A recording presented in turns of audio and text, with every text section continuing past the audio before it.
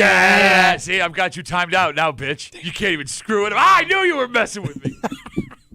You made it. It's a Friday morning. You're hanging out in the break room, Rochester's Classic Rock, 96.5 WCMF. What's going on, buddy? Pretty good, buddy. What's going on, female buddy? Doing good, buddy. It is 34 degrees right now. Going to get up to 38. It's a heat wave, baby. Oh, yeah, it's beautiful. No, it legitimately feels warm this morning. Mm-hmm. So soak that in. Mm-hmm. All right. I'm going to need everyone to be cool to me before we get into the actual show. What happened? It's been a...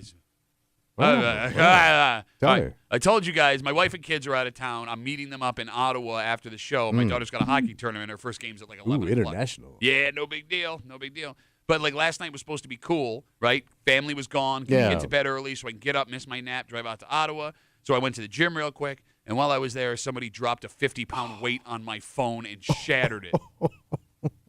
And I can't leave the country with a broken phone. Yeah. Right? On account of I don't know how to get to where I'm going.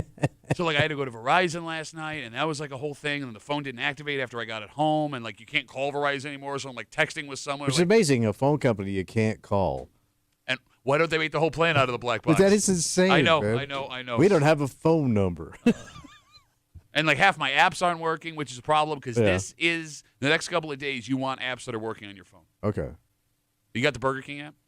Burger King. Yeah, you got the What are Burger they doing? Kimmy, you got the Burger King app? I do not. I I don't have King any app. food I guess I apps. didn't know that Burger King had an app. I think but I have guess a that Wegmans. makes sense. Is it. How do you not have any food apps on your I have a Wegmans, and I have a. I have a Wegmans. That's it. Okay. Like what do you got? Like McDonald's? I got all of them, yeah. Why do you need them? Because I can order food and then it'll be ready when I get It's there. fast food, man. I can just hit the drive-thru. Well, this is faster food. So can I? Faster fast food. Yeah. If I got quick question. Sure. I've never used one of these. Yeah. If I order on the app, do I have to go inside and get it, or can I get it through the drive-thru? You can do both. When you pull up to the drive-thru now, they ask, have You you just used show our you- or they'll say, have you used our app? And if you Oh, say yes, I then you didn't just know pull right around. Oh, and they'll grab your it and I hand it to you? assumed you had to All right. go inside. No. Well, I mean, I guess it depends on the fast food place. Like McDonald's will ask you, have you ordered on our app today? And you go, no, I have not. Same with Taco Bell, I believe. I think the Taco Bell near my house, they just built on Lehigh Station, has an exclusive app drive-through lane. Wow. Ooh, fancy. So- Wait, it's double lanes? Well, no, it's Damn. got like the first window's for the app. Oh. Second window You is pull up. for, you got it. But the reason I bring up the Burger King app, Yeah, why do I need that? until February 2nd, Ooh, what am I going to get? Burger King is offering $1 cheeseburgers on their app. Wait, a buck burger? Like a Burger Buck. dollar Damn. menu, essentially. Back Well, to the dollar menu? Dollar menu with one item on Yeah. it, and it's a cheeseburger. All right. So actually, they've been offering them on their app all week long. You can only get them on the app. But it's a cheeseburger. Yes. It's got to be. Yeah, I mean, it's a standard cheeseburger. It's got to be pretty small. But it's still only a dollar. I know. I got to wonder if there's a limit on that, 'cause some dicks can be like, I'll take like 50 cheeseburgers, please. Yeah. Okay, I don't know why I call him a dick, because that's actually where I'm going here. Here's the thing. What? $1 cheeseburger, great. Yeah. But the fact that you can only get them on the app leads me to believe, to your point, Kimmy, it's like one per customer per day per visit. Which is what it should be. No, that's a problem. Why is it a problem? If I can't order 10 $1 cheeseburgers. You don't need 10 hamburgers. If I can't order 10 $1 cheeseburgers, Yeah. I don't want it. Oh, you don't want the $1 No, burger. I don't. It's not worth it. Because I don't know how they can make a burger for $1. Well, make 10 of them, and I'll give you $10. What does one fast food cheeseburger do for you? Bro, you'll collapse the burger industry if you allow this. Answer my question. What's that? What does a single $1 fast food It should fill you up cheeseburger- because No, that's wait. how we they're used to like- it's eat. like a Like, kid- Shut up. It's like a back in the kid's 30s, you think they size had burger. like massive burgers? Everybody was thin. No, I hear you. I saw your dad. Yeah, he looked like he was a regular Jack LaLanne, that guy. He don't count. Yeah. He was a rich kid. Bro, everyone you know was fat. All your dad's friends were fat. Tell me No, over. All your friends were fat. No, I'm talking like back in the day. What, like in the 20s? The when, 60s. When there was malnutrition? Yes. Everybody had worms. No, I hear you, man. Like, I look at You didn't pictures. eat them when you went fishing. You already brought your own worms. I look at pictures, Nixon and Kissinger and LBJ. Those guys look real thin. You're right. I'm sorry. I don't know what I was thinking. LBJ was handsome as a young man. I'm not saying he wasn't handsome. He was portly towards at the end there. Bro, what is one single cheeseburger ever done for anybody? So how many do you want 10? Okay, You can't eat 10 burgers right now. Even on cheat day, you'd be sick. bring it on, bitch. You ain't got the gut for it I could anymore. eat 10 cheeseburgers. You He can. would- You he think would- you can. He could, but then it would be a You could- tougher process. Oh, the exit? yes. It's going to be brutal. It's going to be an ugly dismount. Yo ass. So, everybody longs for the dollar menu of Oh, sure. And I understand. And like with the excitement of like this $1 cheeseburger and it's the dollar menu coming back, what people are forgetting about the dollar menu, because it's been gone for so long, was what the real glory of the dollar menu was. And the phone number is 252-WCMF, 252-9263. It wasn't adding a single $1 item to your order. That's not what the dollar menu, that's not why it was so great. It was spending $8 on 8 different things. Specifically just the dollar menu. Yes, and eating, Kimmy, like a king. So right? just eating off the dollar menu, period. And trying a bunch of different stuff. Exactly. And then probably that's what killed the dollar menu. Because they weren't making any money with your chin-sass dollar scam. It's not a scam. It's called buying food. But I mean, that's what killed Purchasing it. an item. You all ate it out of existence. Is that what it was? It wasn't corporate greed. It was us eating it out of existence. Well, I expect corporations to be greedy. That's their job. Well, then don't tell me you can't do it, because last time I checked, each one of you made billions of dollars last year, but you can't sell me a $1 cheeseburger. Shut up. Right? Like, give me 2 double cheese, 2 McChickens, and a bunch of fries for $8, and I'm a happy man. You shouldn't eat that much food. Yeah, I know. No human being. You shouldn't wear those socks, yet here we are. I mean, Kimmy, when you ordered off the dollar menu, you ordered exclusively off the dollar menu. If I remember right, yeah, because that was big when I was in high school, and we had a McDonald's you could walk to from the high school. So, yeah, big on the dollar menu. Exactly. Like when you went to Taco Bell off their dollar menu, you didn't order anything but, like, you made a decision walking in, all right? Like you were in the drive-thru, walking in the store. Am I going to be a fancy boy and go off the menu? Okay. Right? At Taco Bell. Market price burrito? Top shelf Taco Bell. Or am I going to be a working class Joe and am I having dollar menu lunch, right? All right? And then once you made that decision, you stayed exclusively in that lane, with the exception of the apple pie on the dollar menu at McDonald's. I don't know anybody who would supplement their regular order with a dollar menu item. It just did not happen. No. So was it Wendy's that went to the junior menu? So like it was like their like junior size. They had like junior burger. Or they had like Dave's Deluxe Junior. Yeah. But that wasn't like $1, was it? I think it might have been at one Oh. point. Was it? I thought that was more marketed towards kids, though, right? Like kids' size. Oh, I things. don't know. I always assumed. I remember eating some of those when I was on the road and broke. Like that was like stepping up gourmet. Like that's got damn bacon in it. Look at it, it's glistening pork. Well, look, Wendy's was always gourmet. It was the Ritz-Carlton of fast food. Exactly, Yeah. right? The buns were always phenomenal. The meat, It was always like a step above. Yeah. always fresh, never frozen. Mm-hmm. 252-WCMF, 252-9263. Burger King caused a murmuring this week. $1 cheeseburgers. And that's going on, by the way, till February 2nd. But the only way you can get it on the app, which leads us to believe that it's like 1 per person per day, whatever. Yeah. And as much as people want the dollar menu back, if this is how you get it, that's not how we use the dollar menu. We're forgetting. It's been so long since we had the dollar menu. If I can't get 10 $1 cheeseburgers, it's not even worth offering the $1 cheeseburger. I think it would collapse the system. You imagine if you had a bunch of fatties in your drive-thru all wanting 10 burgers at the same time, you would collapse the fast food That was business. the 2000s, man. We got through it just fine. Collapse the housing market, didn't collapse the burger market. Like it's amazing how your mind forgets. What I forget? That drive-through was full of people with $7, Yeah, I know. and that's all they were getting. Give me. They would slap it down, and they would say, "Whatever I can get off the dollar menu, give me that." I was always amazed at how people act too with those promotions and stuff. Right. What do you mean? So I worked with this fat kid, and we go to McDonald's for our break. We're cutting meat, and they had some promotion about their large fry. Okay. And you know they sleeve it and they hand it to you, right? Yeah. He taps it down. He goes, "Fill it up."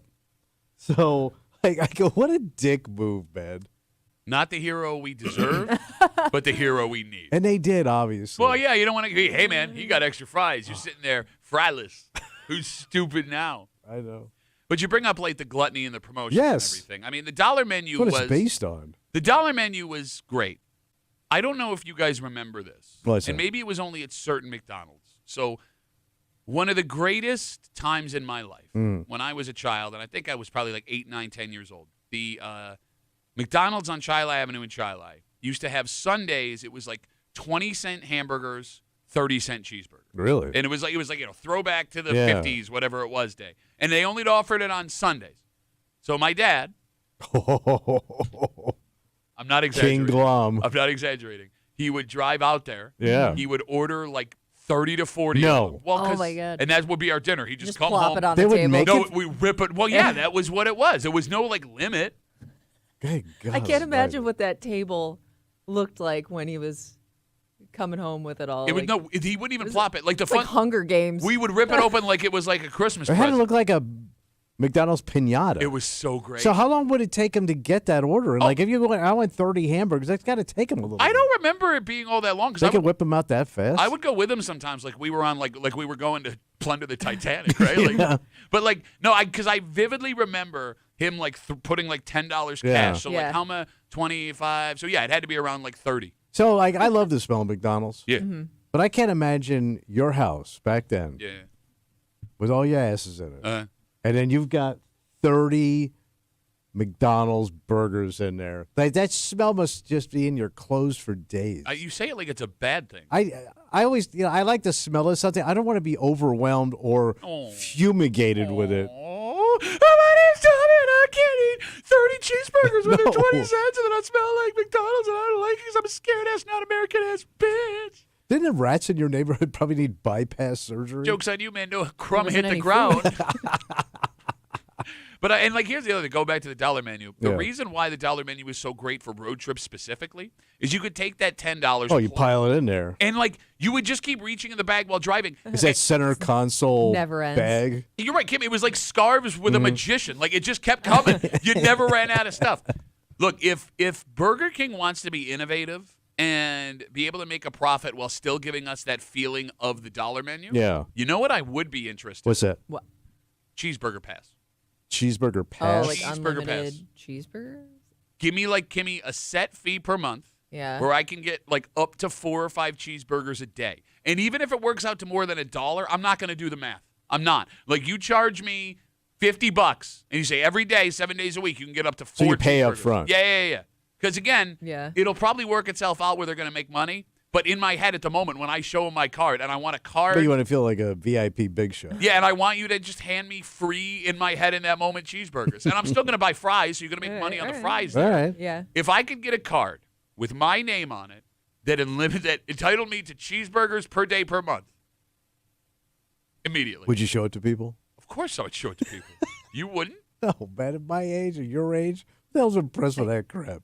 I mean, it is Look weird. how much I eat. I can't think of, other than Olive Garden with the pasta pass that they sell annually to like a limited amount of people, I can't really think of another place that has that kind of loyalty program. Why? Why is it not happening? Because you're going to go anyways, maybe, but- to a lot of the places. But this guarantees, at Yeah. least ensures, either A, you take my money Yeah. without Yeah. me using it so you make money, or B, I am now fiercely loyal to your brand. They must realize that if they do this, they're going to be upside down on this program because people are going to take advantage. There's no way, although that's what actually bankrupted Red Lobster Right. with all you could eat shrimp and Yeah. crab. Yeah. We ran out of shrimp.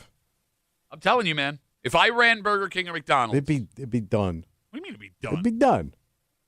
Tell me you wouldn't get excited for a cheeseburger pass. Oh, I love a No, good you won't burger. because you're a bitch. You don't eat that. You go, Phil. You don't eat it either. Dude, Sunday. On Sunday, I would give my money's worth on Sunday, son. Give me all the cheeseburgers. All of them.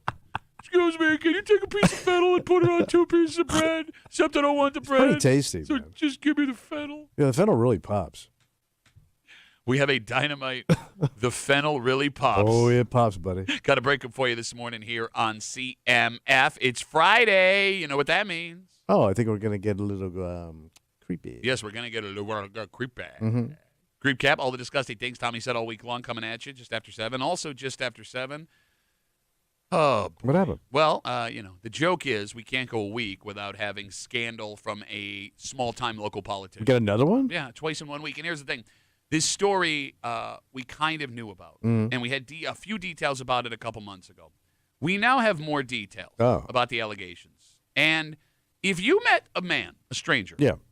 who tried to tell you that the town that he lived in put a tracking device on his car because they were upset about what he was saying online about the town, you would think that man was Crazy. Okay. Doesn't make sense. That man's insane. Yeah. Why are they tracking your car because of something you said? Exactly.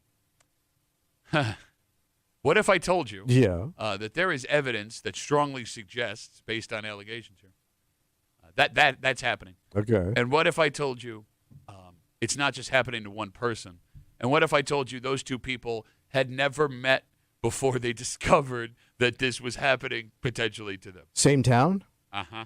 Jesus. And then, like, the person who they say is responsible for it don't work for a town anymore. He's gone? This story. Damn. And by the way, you said he? She's gone. Oh. Oh, my. Lady Tracker? It was the allegation. Okay. Buckle up for the most bat-ass story you're going to hear Yeah. this week, and we'll get to it just after 7 o'clock here with the Break Room on CMF, plus a whole bunch more. But first, Tom. Yeah. You don't touch your buddies' partners. Yeah, there No, you go. okay, that came out wrong. Don't touch your buddy's wife or girlfriend? Yes, or your girlfriend, your lady friend's husband or boyfriend. And when Basically, keep your fingers to yourself. that's not what I'm saying. What I mean is even after they break up, it's... Oh, yeah. Well, apparently, in one very famous man's life, that rule does not apply. Oh, really? And we're going to tell you what monster household name actor Yeah. can't be feeling good about himself this morning. Gonna do a little end run? Well, no, he got end run on. Oh. And we'll get to it next here in the Break Room. That came out wrong, too. On CMF!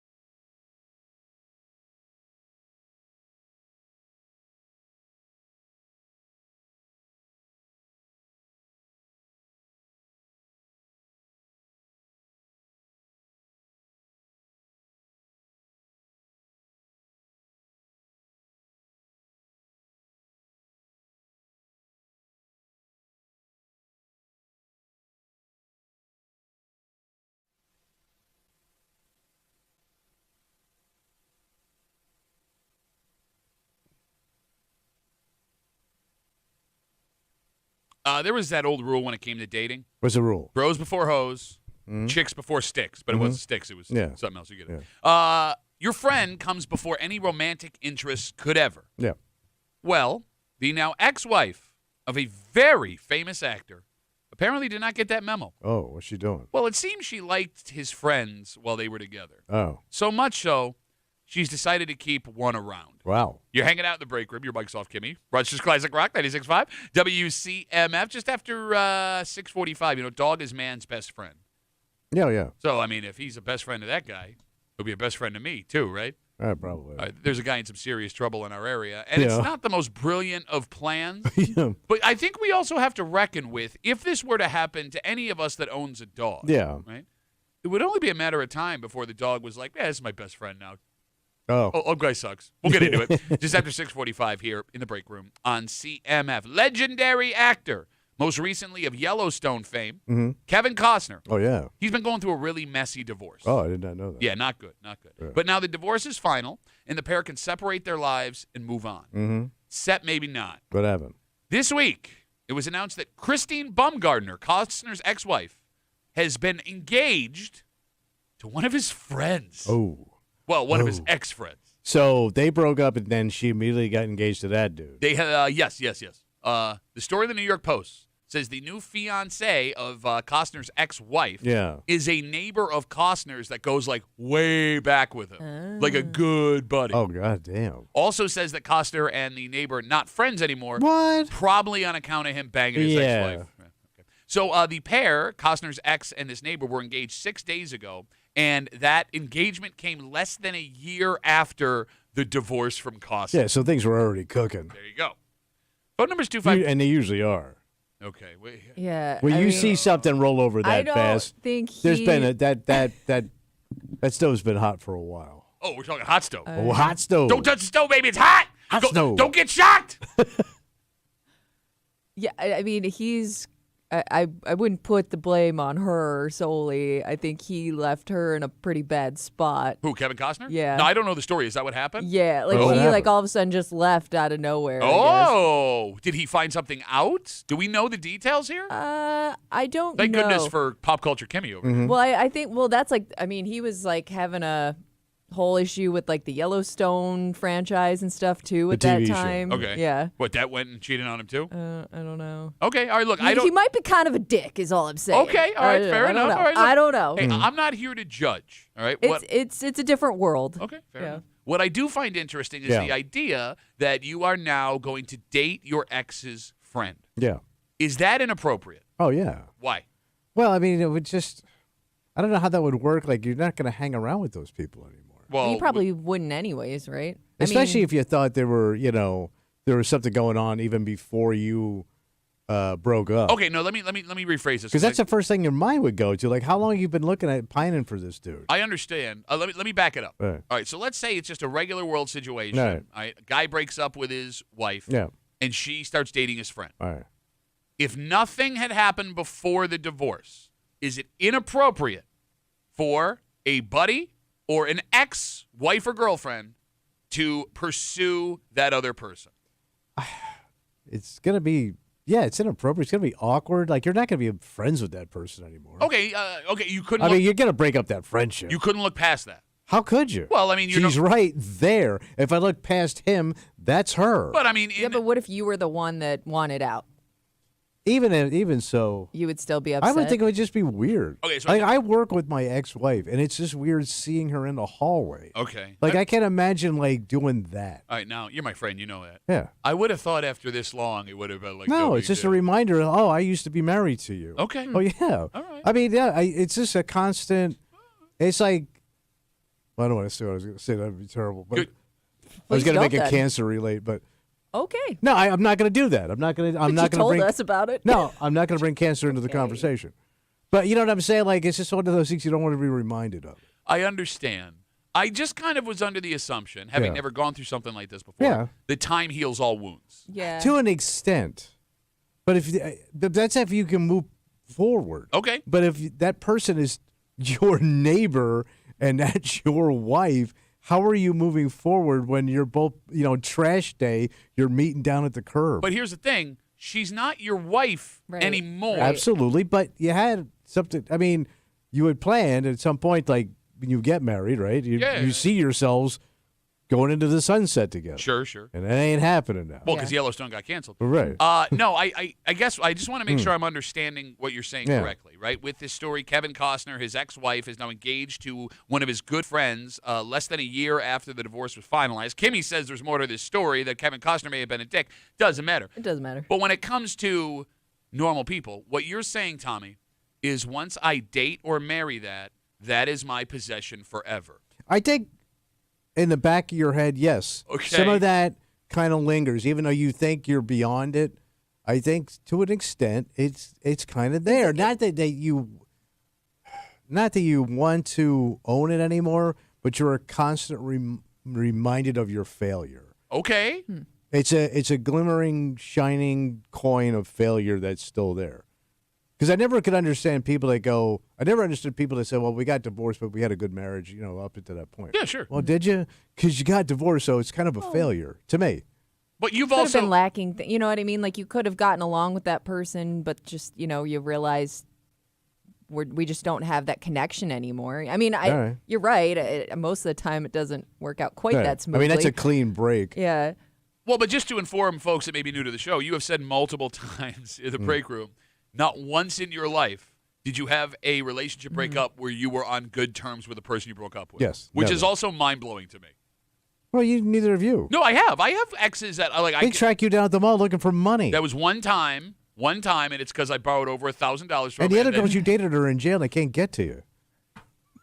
You're right. All my relationships have ended ugly. Like, I mean, Kimmy, you've broken up with people you're still on good terms I've with, seen right? people that great. So great. Good. they're Enjoy not your life. all great, but you have people that you keep in touch with, or you see, and you're fine seeing My them. first girlfriend in my entire life ended up having an affair with my brother-in-law behind my sister's back. Damn, that's what was the that's girl? a web. She was probably senior year of high school. And he was? He was probably in his, let's say, late 20s. Oh! He then knocked her up. Oh! Sister got divorced, and then she had that kid. Oh! That was my first girlfriend. Man, Florida.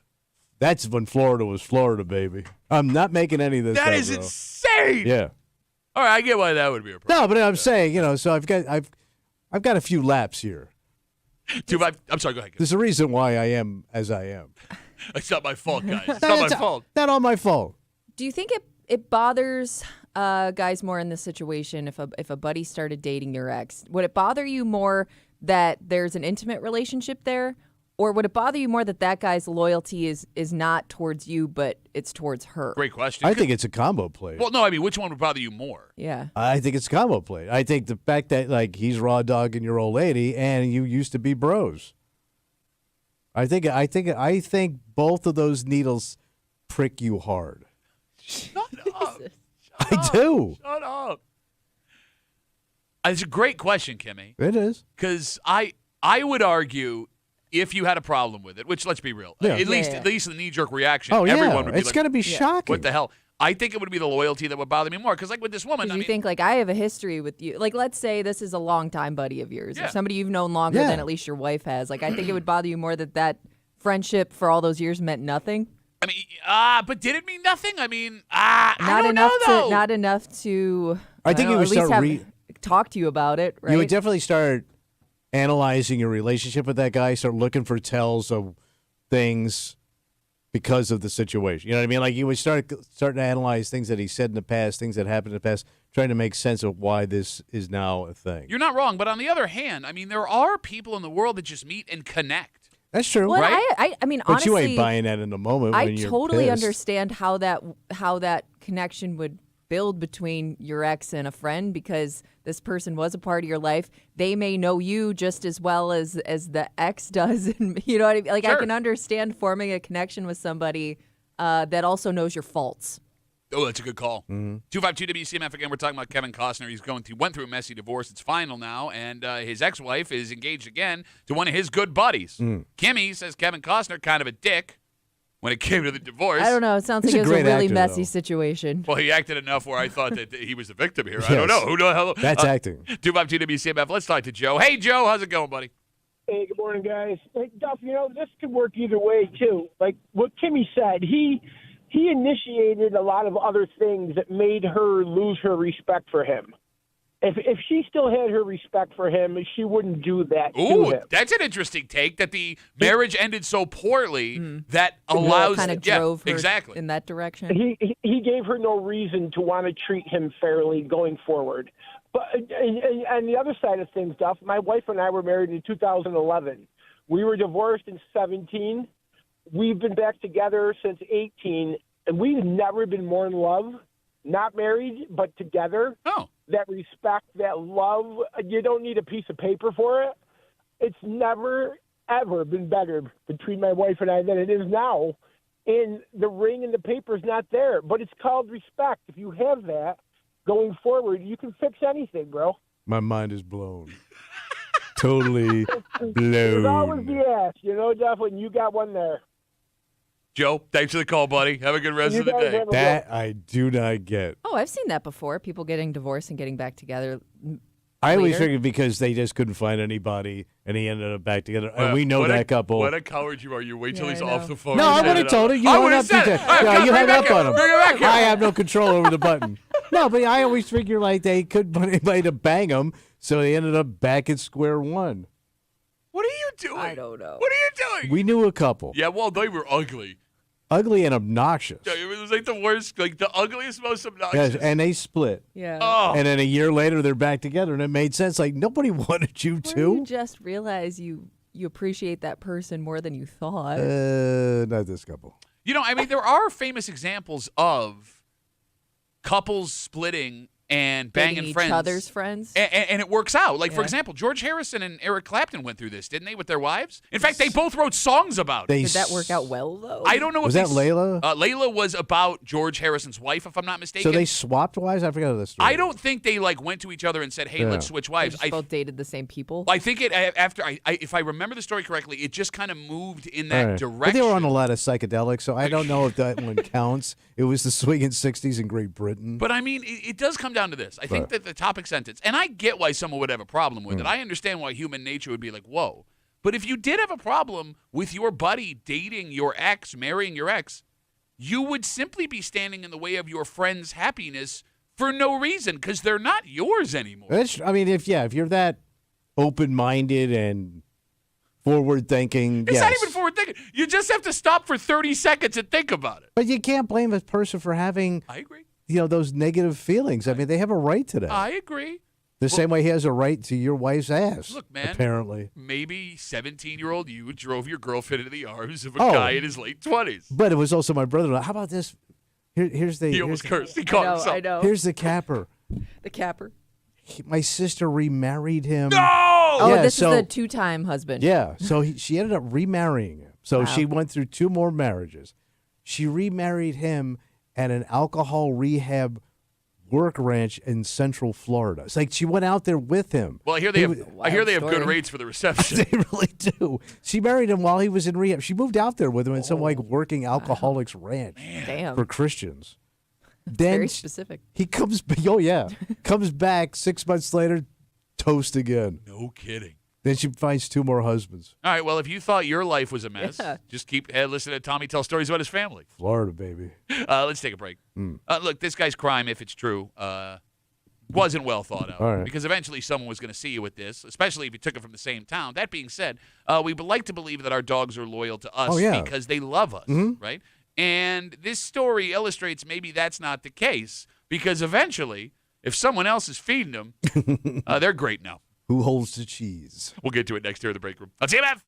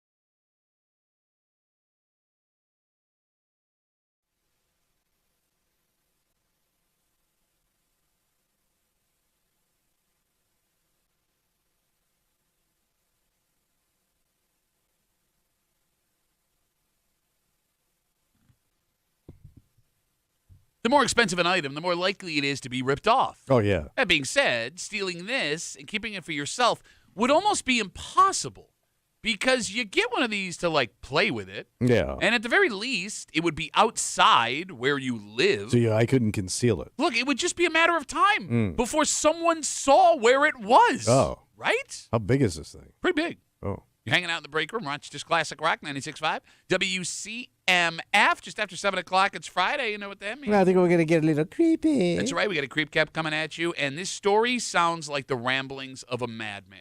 Oh. If there wasn't significant evidence to back up these allegations. So it's the truth, possibly. Well, possibly. We don't know. All right. We don't know. It's working its way through the court system right now. We knew a little bit about this a couple months ago, but the new details we have make it so much more insane. And if you had to pick one town where a now former government worker is accused of placing a tracking device on a resident's car, which town do you think it would be? I have 3 in mind. Okay. Oh, no, I had 3 crazy towns. There's like 5 towns. No, I have 3 crazy towns. Okay. And you know which I'm talking. And they're not in town. Where are they tracking? Yeah, but they're not in town. Oh.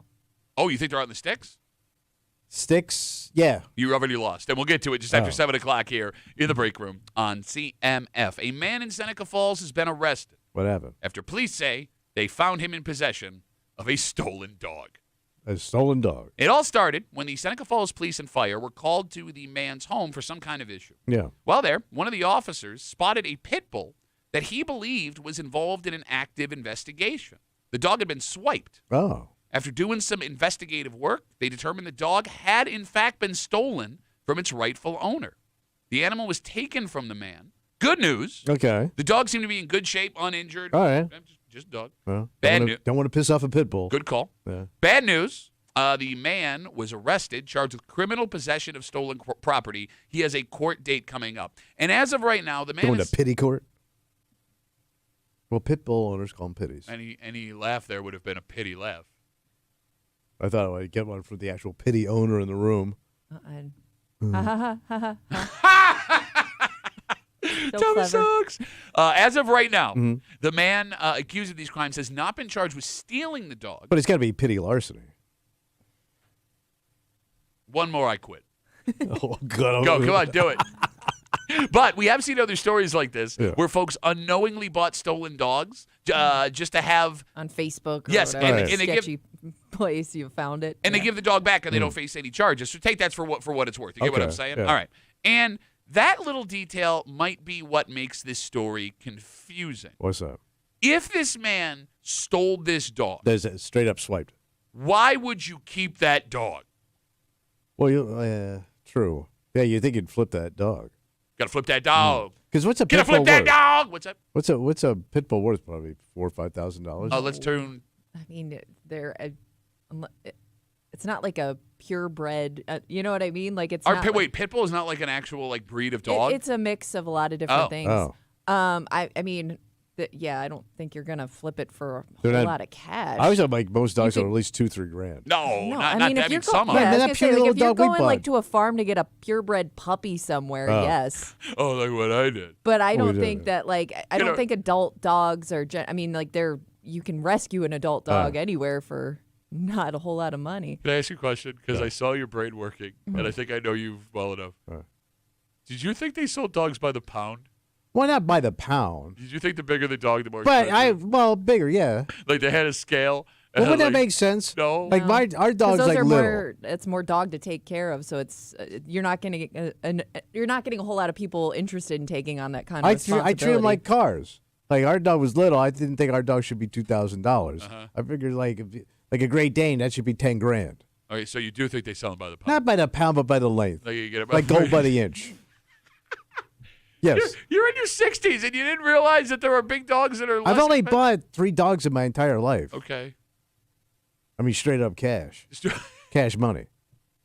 Going back to this story, if this man stole the dog and kept the dog, there would be no way for you to pull off this caper and not get caught, especially if you're in town. Exactly. Yeah. Yes. So are they they're in gonna town, see are your they dog. saying? I don't have the details on that. Because how would they know that dog was stolen? And that's just it. The fact that the police officer in Seneca Falls recognized Yeah, the it must dog. have been a unique-looking dog. Or they had like a missing dog alert? Well, yeah, I mean, like he said, it was Maybe part of it. posters up, something. The cop said it was part of an investigation. Oh. So, yeah, there was definitely a police report filed.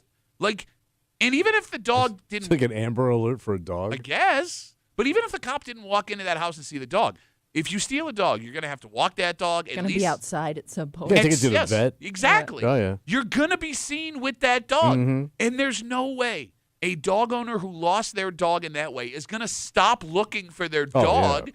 So it seems it would just be a matter of time before not only are you in serious trouble, Yeah. you're also getting that dog you stole taken away from you. Could it be a situation, because I know people that go through breakups.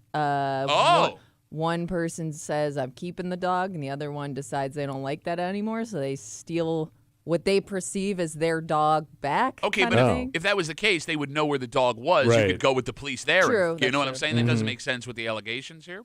252 WCMF out in Seneca Falls. A man was arrested for being in possession of a stolen dog after an incident in his house that brought the fire and police department. Had one of the police officers on the scene look at the dog and go, I think that dog is part of a dog investigation. How long, Tommy, Yeah. do you think it would take your dog to decide that someone who stole him is their new owner? Oh, like now this is where I live? Well, yeah, because like your dog loves you and your Yeah. wife, right? It knows where it lives. It knows how to get back in the house, right? It cuddles with you. But let's say there's a caper. Yeah. Somebody breaks in your house. All right. Pittsburgh, dog's gone. Mm. Over under a month before your dog is completely comfortable in their new Oh, environment. I would say by 30 days. That's where they live now. Okay. Yeah. And they love that new owner like they I love would you. probably, right? I mean, 30 days they don't see you and it's learned This is behavior. the and person that's feeding them. if they're getting cheese, they're in. Okay. Every dog is a cheese whore.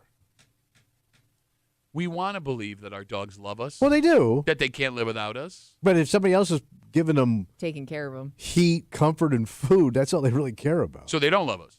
They do. No, no. In their own way. No, listen to what you just said. In a cheesy and kibbles way. You literally just said if someone is giving them heat, water, and food, that's all they care about. Yeah. So they But don't that love was you and I when we were on the road. Yeah, I would admit I don't love any of those women. So you're admitting that the dog doesn't love you. Well, It it's not loves so- what you provide Yeah. for it. So like a dog, it doesn't know love, but it's like they're a pack animal. So that's their pack now. Yeah, you're their pack. Yeah. No, but see, you're devastating people right now with that logic that are listening. I mean, 252 doesn't mean it's WCMF. still- My like- wife doesn't like it when I talk like this in the house. Why would you talk like that in the I house? know, don't in front say of the that. dog. The dog can Sounds- hear you. Yeah, but it doesn't understand crap unless I'm holding cheese. You know why? Whore for, Daddy, what's that? whore for cheese. Oh yeah, Daddy holds the cheese. Ooh, no. No. Says cheese eater. No. Exactly. Yeah, because I think that's what bothered her so much. No, because there are people listening right now, like your wife, Yeah. who hear you say that, Oh. and they're furious because they're convinced that not only Oh, yeah. does their dog love them, Yes. that but their dog would be miserable with anybody Right. else but them if that were to happen. Yes, you're right. Because you think of those Disney movies, right? Like dogs get separated from their families Yeah. and they run. Homeward bound. Oh, that Yeah. fantastic journey where they meet up with other dogs. Now there's and there's all of a sudden like other animal doesn't fit in, but they're all on this journey together. And you bring up Homer and Bob, but Kimmy, there's like 15 of those movies. Yeah. Every from Disney movie when I grew up, that was the movie. Yeah. Exactly, right? Old Like, Zeke was plumb tired and hadn't found the old sawmill. Like people want to believe Yeah. that if their dog was stolen, the Yeah. second that back door opened, they'd run out and they would find their way back to them, and there would be this beautiful moment in the yard where they come outside and, is that Patches? Yeah. Patches! And Patches comes running at you. But I do think Because like you if got you, cheese. I would say like if your dog saw you again, they would Yeah, they'd recognize still- you and come to you. I think they'd still But I don't be know. excited to see you. Yeah. They would just be confused now because it's like, I thought I lived here now. Yeah. So if your dog wasn't excited to see you, Yeah. if your dog just came over and was like, hey, would that bother you? Oh, sure. Come on, man. No, but you just said heat, I water, paid for your ass. heat, water, cheese. Yeah, that would bug you. Okay. Bug me. All right. It would devastate my wife. No, but you seem, I get you. My wife would pull a blade on somebody. Jeez. You seem to have a logical thought process behind this. And I even, mean, I enjoy my dog, but I get it. he enjoys his Italian dog. I enjoy You my my dog. I Hey, do. hey, what's that guy? No, but I mean, like, even you back here, like, I think it'd still bug you. I thought you still loved Yeah. me. Now you're dating Kevin Costner's neighbor. Kimmy, Yeah. would you be offended Yeah. if your dog was stolen and you found out 2 months later they were happily living with another person? Would I be offended? Would it bother you? Like, you see a video of them, like, playing outside, jumping around, laying on their lap, following them around like they would you. Is that betrayal? So I can tell you that when we lost my dog, Oh, yeah, that went week, missing. it would have almost been a relief for me not knowing what happened to him to know that he was in somebody's home that was treating him well. You know what I mean? Like it would not have bothered me to know that. Okay. Would you have wanted him back if you found him Yeah, like 2 years I later? would have. Okay, so let's say let's run through this scenario because Okay. for those who don't know, a couple years ago, Kimmy's dog escaped. For a bit. Yeah, Right? 2 weeks. It was a week. And we stupid us. We did this bit where we had a sounder. It was like it was James Yeah. Jackson Brown's, Yeah. and then we had a dog bark. We're gonna find the dog. And then like after like day 6, you and I realized if we'd ever find the dog, this How's bit this is very even- depressing. Yes. This is not going to end well. But you ended up finding the dog. Yes. So you're telling me, let's say 2 years later, Yeah. right? We found out he found another home somewhere. Some family was taking care of him. And you go to that house, and he is just having the time of his life, and he recognizes you, but then he Yeah. runs back in the house that he's living in now. You couldn't after let him go? After 2 years, I think that it would just have to stay that way.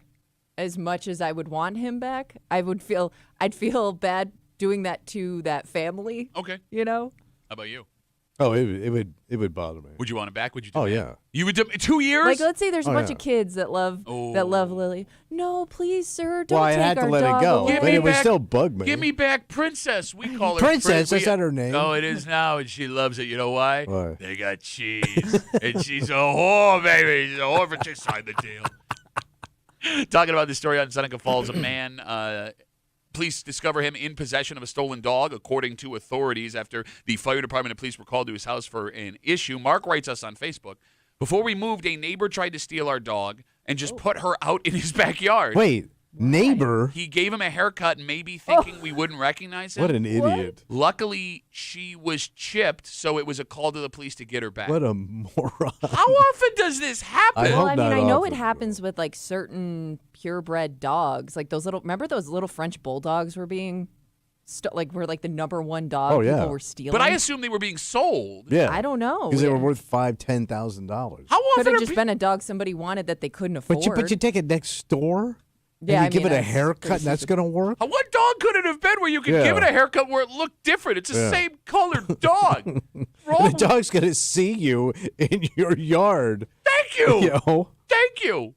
All right, let's take a break. All right. It's Friday. You know what that Oh, means? it's time, buddy. Creep out. That's right. Creep cap, all the disgusting things Tommy said all week long, more than what he's been saying already today. And again, second time this week, What? we have a now former town employee, official, facing accusations of doing something inappropriate. Yeah. But I am telling you right now, What's that? you have never heard anything as insane as what you're about to hear. Yeah, this sounds like something I'd see on Netflix. I mean, Tommy, if they wrote this, Yeah. if somebody wrote this script and you sat down and watched it, you'd be Yeah. like, "But this would never happen. I wouldn't believe it. Yet, I mean, they're allegations, but there is evidence that strongly suggests. Damn. Oh, my God. And we'll get into it next here in the break room. On CMF.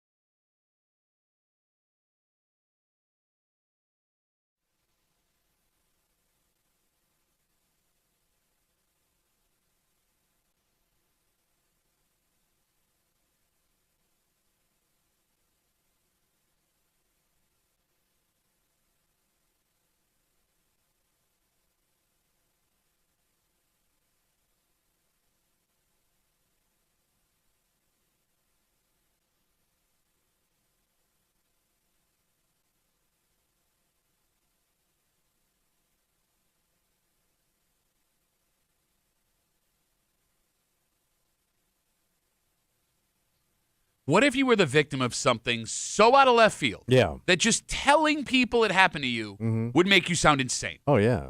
That is what one man from our area is dealing with right now. Because if he pulled you aside and you knew nothing about the backstory, Be like, okay. you would think, Kimmy, put him in a straitjacket. He sounds paranoid. Yes. Yeah. But as the story unfolds, based on the accusations and evidence that we have here and previous accusations we've seen from this place in the past, Tommy. How did he figure it out? Oh, he found it. Oh. So he went looking for it. No, it just happened. He just stumbled on this thing. Usually you hide this thing pretty good. Yeah, apparently not good enough because not only he found it, someone else did too. So 2 people have had the same situation. At least according to the story. Damn. You're hanging out in the break room, Rochester's Classic Rock 96.5. WCMF. We'll get to that in just a second, but it is Friday. Yeah, buddy. Man, you just can't stop saying gross-ass stuff. You are welcome. Again, not a single person America has ever thanked you for that. All the disgusting things Tommy said all week long. We call it the Creep Cap, and it happens now on CMF. Oh, you feel that? That's the creep running down your spine. It's the Creep Cap on WCMF. Leave it in the machine, it starts screaming at you. Why are you shaking? That's how old people do stuff. So that's how you do it? Well, that's not how I do it, your mama. He's so mad that we called him out. We get some shaking. Come on. You did the fingers and you screwed yourself up with the fingers. Not last night. Oh, yeah. There's some muffin tops. Oh, the police are out front there with us. Went to Not see- that young. I mean, Legal muffin tops. statewide muffin tops. Where's Oak Ridge Boy tuning the whole time? How's that go? Good old legal muffin top. Muffin top, Tennessee. I don't even know if the Oak Ridge Boys did it. No, I want to drink coffee. I want it. Oh, you want some coffee? Give me your coffee. I could still coffee. Yeah? Where's it? What? Well, you know, I was thinking about getting into the coffee game myself. No kidding. Yeah. I'm thinking about opening up a little kiosk. Oh, wait, where is this kiosk? Oh, he's got it located in the men's room. No kidding. What's it called? Yeah. It's called Uncle Tommy's Old Time Starbucks from my bucks to your mouth. Got a sauce. This thing was a fatty, and it had a tail as wide as my goddamn thumb. That's not that wide. Ask your mom.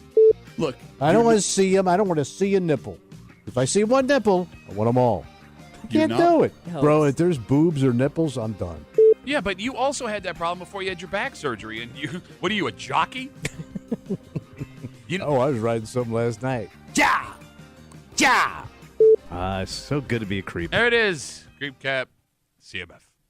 Ryan Murphy lives in the town of Greece. Oh. And he and the town, it seems, don't get along. What's the beef? Well, it all started back when Ryan posted on the Nextdoor app, famed neighborhood app we use for where they whine, about property assessments. Oh, yeah. Taxes. He had questioned on this app whether some officials that work for the town were getting breaks on the assessments of their homes. And then all of a sudden, he claims the posts he put up were removed. Oh. Then he was banned from the app. So he started posting on the town's Facebook page. And he was banned from there also. Oh, so he thought he was on to something. Well, he wasn't done. This guy doesn't give up. Yeah. He then created a Facebook page called Grease Uncovered. It's got 8,000 followers, and according to Gary Craig of the Democrat, according to Gary Craig of the Democrat Chronicle, it became a place for Greece residents to air their grievances about the town. And that, according to Ryan, is when things started to get weird. What happened? So we actually touched on this story a few months ago as part of a criminal case that a now former Greece town official is facing. But this gives us a whole bunch more details. Murphy, the alleged Facebook troublemaker, claims, 1, a Greece police official began asking his neighbors about him and spoke with his own wife while he wasn't home. The cops? Yes. Murphy, the Facebook troublemaker, then called 911 asking to make a report with the Monroe County Sheriff's Department, not the Greece Police Department, because he said he didn't trust them, but was told he had to go through Greece instead. So why was he calling the Sheriff's Department? He was afraid. He was wondering why there was a Greece police officer. They're investigating. Yeah, he says because of this, he fears he cannot rely on the Greece Police Department in case of an emergency. He says that in early 2024, a private investigative service began an investigation in an attempt to, and I quote, coerce him to discontinue his journalistic investigations. He also claims that someone involved with the town or this group either put or instructed someone else to put a tracking device on his car. So they planted a device on it. This is what he says. All right. And this is where we need to stop the story for a second.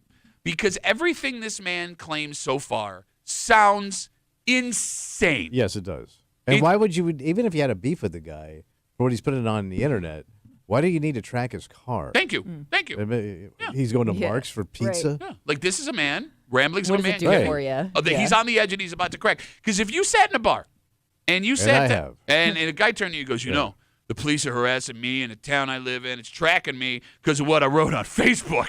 Well, I would have been sitting with my old partner, but yes, it would seem weird. But here's the thing.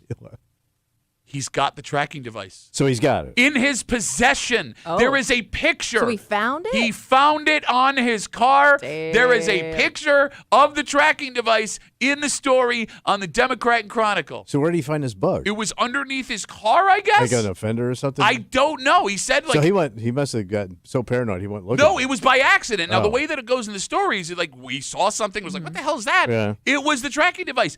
And here's where it gets weirder. What happened? He's not the only person who lives in Greece that has been critical of town officials that found a tracking device on their car. Yeah, this is like KGB stuff. Going even You further. would think, though, there's a lot, like in any town, there's always going to be a lot of complainers, right? Thank you. Yes. Like, It's it's natural. never just one or two people. Like, there are usually like a handful of people who kind of lead the league in like Yeah. complaining about stuff that's going on in the town, whether it's town officials, whether it's, other stuff that's happening. I got to think like this isn't an uncommon thing. No, I agree with you. So for this to be allegedly happening, now to be clear, it seems that Ryan and this other person that also say they found a tracking device on their car did not know each other. Okay. All right. So I don't know if they would be able to if they were to make up a story, come up with the story together. Right. But more details you need to know. What's that? The former Greece deputy town supervisor, a woman named Michelle Marini, is facing criminal charges brought by the Monroe County DA, accusing her of being involved in placing the tracking devices on these Greece Wait, residents' so cars. they The DA has already opened an investigation. and, She's being and so charged. far they are standing at this woman's desk. I mean, yeah, they're charging her with it. All of this according to the Democrat and Man. Chronicle. So because of all of this, Ryan Murphy, the man we first started talking about, Man. is suing. Yeah, maybe he ain't so crazy. And he's going to have his day in court to present all the evidence he claims he has. 252-WCMF, 252-9263. You guys believe him? Well, now you tell me there's that second person and the DA got involved. It sounds like there's stuff there. Right? Now, again, these are still just I accusations. get it, but I mean, it goes beyond just him saying crazy stuff. That second tracking device on somebody completely different, that's telling to me. You believe this, Kimmy? I believe that he found the tracking device, but I guess I don't know how put you it? can prove who put it there. Oh, You know what I mean? okay. Like, have you? My question, I would have questions like, have you pissed off other people? Or Okay. is there a reason why maybe you and somebody else, somebody may be keeping their eye on you? I don't know. But it seems I like now, let's I say, think there's a lot that's hard to prove. I don't know if it's so hard to prove anymore if they really dig into you. Yeah. Like if they think you put that tracking device on two cars and the DA, I don't know how much power they have, but if they started going through you searching on your phone for tracking devices or you purchase these things somewhere. Oh, you're saying and there's a record of you buying these things, that sounds like your ass in trouble. All right, let me ask this question. What? Because first of all, if what this guy is saying is true, he's living through hell because yeah. you yourself would have to think you're going insane. Bro, you're looking over your shoulder constantly, I would be too. constantly nervous, yeah. But even before you get to Again, you don't know who put it there. Right. but even before you get to the tracking device, right? The idea that the town is sending the police out to talk to Yeah. you, that would make me think, wait a minute, I got to be losing my mind. It would be like a Beautiful Mind situation where I'm teetering between reality Yeah. and insanity. Are we sure this is happening to me right now? All right, let me ask you guys this. Yeah. 252-WCMF, 252-9263. As we talk about this man from Greece who was suing the town after he says he was banned from places online, harassed by the police department, and has a tracking device put on his car based on him being critical of the town on social media and the internet. And Greece has never acted like this before. If this were happening to either of you, Yeah. would you be afraid to say something? I don't know what I'd be thinking, man. As far as going to the town or going to the Saying cops. anything to anybody else? Because if Oh, I'm talking about it. really, because everyone would think you're a nut bar. I know, but If I really believe in it, Yeah. I'm talking about I would talk about it even if it didn't happen to me, if it happened to like a neighbor or something. Like that is the hot topic of conversation. I mean, I would come in if that happened. I would come in here and tell you to. Okay, Yeah. so I do want to walk you through this, right? Okay. You, man who opens his mouth and just says whatever he wants, like makes up facts all the time about things into a microphone. You would not be a little bit hesitant to come into this room and go, the town of Pittsford or someone in the town of Pittsford placed a tracking device on my car and the cops are harassing me because I said stuff about him on Facebook. Think for a second. I'm thinking. That would not give you pause. Well, maybe now that you said it, but before you said it, no. There is not a person in my life No. without all of the evidence that is laid out here in these accusations that I would believe if they said this happened. Really? There is? Oh, I could think of like somebody. I could see somebody pissing people off, and this happened. Bro, if I came in here and I go, bro, I found a tracking device on my car, unless I held it up and showed it to you, you would not believe me. I think I would. Okay. I mean, if you literally showed it to me. No, I'm saying without showing it to you. without showing it. Yeah. Cops came to my house, talked to my wife. There's a tracking device on my car. You'd be like, yeah, hey, Nana, you need to pick up your husband right now and bring him right to the mental Well, I institute. will say this. I would believe it because you have so many weird interactions with people when you go out. You have a history of like pissing off complete strangers to the point of they're like crazy for you. They're crazy for you. You've gone out here when you used to Yeah, smoke. you had some weird interactions. Just when you smoked out here. Like you had so many weird interactions with like street people just walking by, people going to work. Like you're a magnet for weirdos. I think it's a tall person thing. You just I've stick known out. other tall people. Yeah, but I don't think Kareem went through this. What are you talking about? Go read Kareem's book. He went through Probably all got some this. stories. He was friends with Bruce Lee. Yeah, but Bruce Lee was cool, and he taught him how to, leg kick. 252 WCMF. Is that what a leg kick looks like? Well, As he I punches can't- into the air? I can't lift my leg like that anymore because my legs don't work. We're talking about a man named Ryan Murphy. He lives out in the town of Greece again.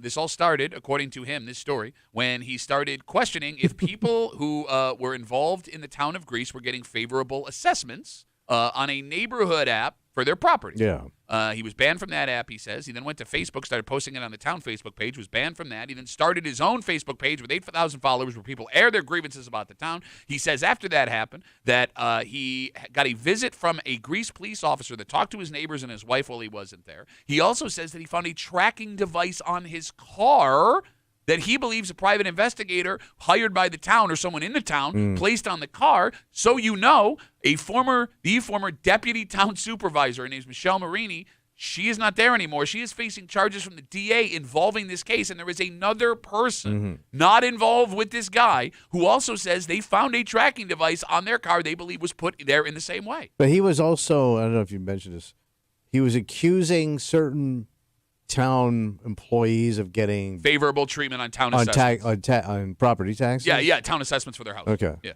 252 WCMF. That's a lot.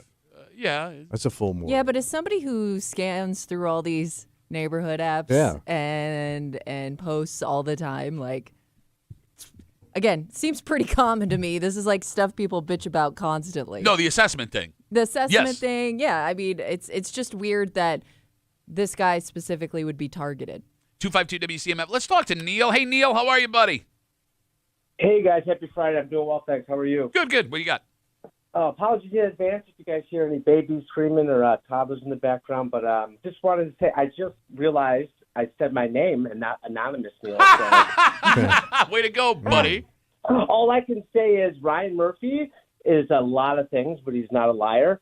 And since I moved back to the town of Greece, I've gotten a little bit more involved with some local politics, and it's a freaking mess. Let me just say that. Well, look, I mean, I want to believe you, but I hear people screaming in the background, so I don't know if I can trust you.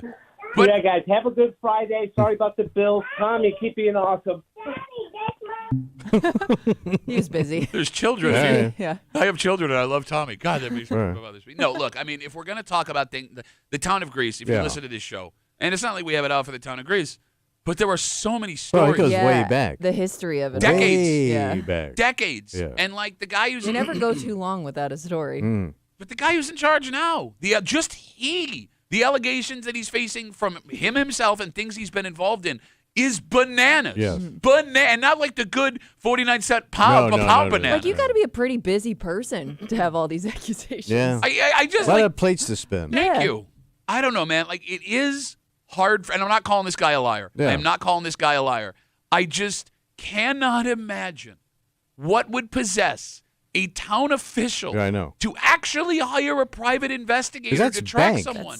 What do you spend on that? Being paranoid. I mean, to hire a private investigator to do that. And, like, if this is true, did this come out of the pocket of those politicians? Because that would be Yeah, insane. to pay the private investigator. Yeah, or these officials. If it came out of the town, Oh, the town treasury? if the town paid for it, That's $200 a day plus expenses. That's what Rockford tried. Kimmy doesn't know what the Rockford Files You are. never Nobody- saw the Rockford Files? Nobody watched the Rockford Files. Your grandmother was hot for him. I'm telling you right now. I mean, James like, Garner, come on, handsome guy. Tommy, What? there are plenty of government scandals throughout the years Oh, that sure. have taken down regimes, right? But, like, when we're sitting and looking at this ain't Watergate. No. This ain't Iran-Contra. This ain't the Pentagon Papers. This is what a house is worth. Yes. Like, when you really boil it down, if these accusations are true, they may Where have it all started. you're Exactly. saying? Yeah. It's all out of what a house is worth. Yeah. Yeah. Right? And Yeah. how are you so insane if this is actually true? All right, let's take a break. All right. Your biggest bitch about this place Me? is yours, Tommy. Is that, how do I put this? You can't actually go and look, Oh. right? Like, these people that are there, they're honored, but you can't walk through. Oh, yes. That's changing. Yeah, And but they found something. And I think we now need to decide, What's that? when it comes to who is honored in the biggest way of the people that are there, Yeah. who gets that honor. Oh. And we'll get to it next here in the break room on CMF.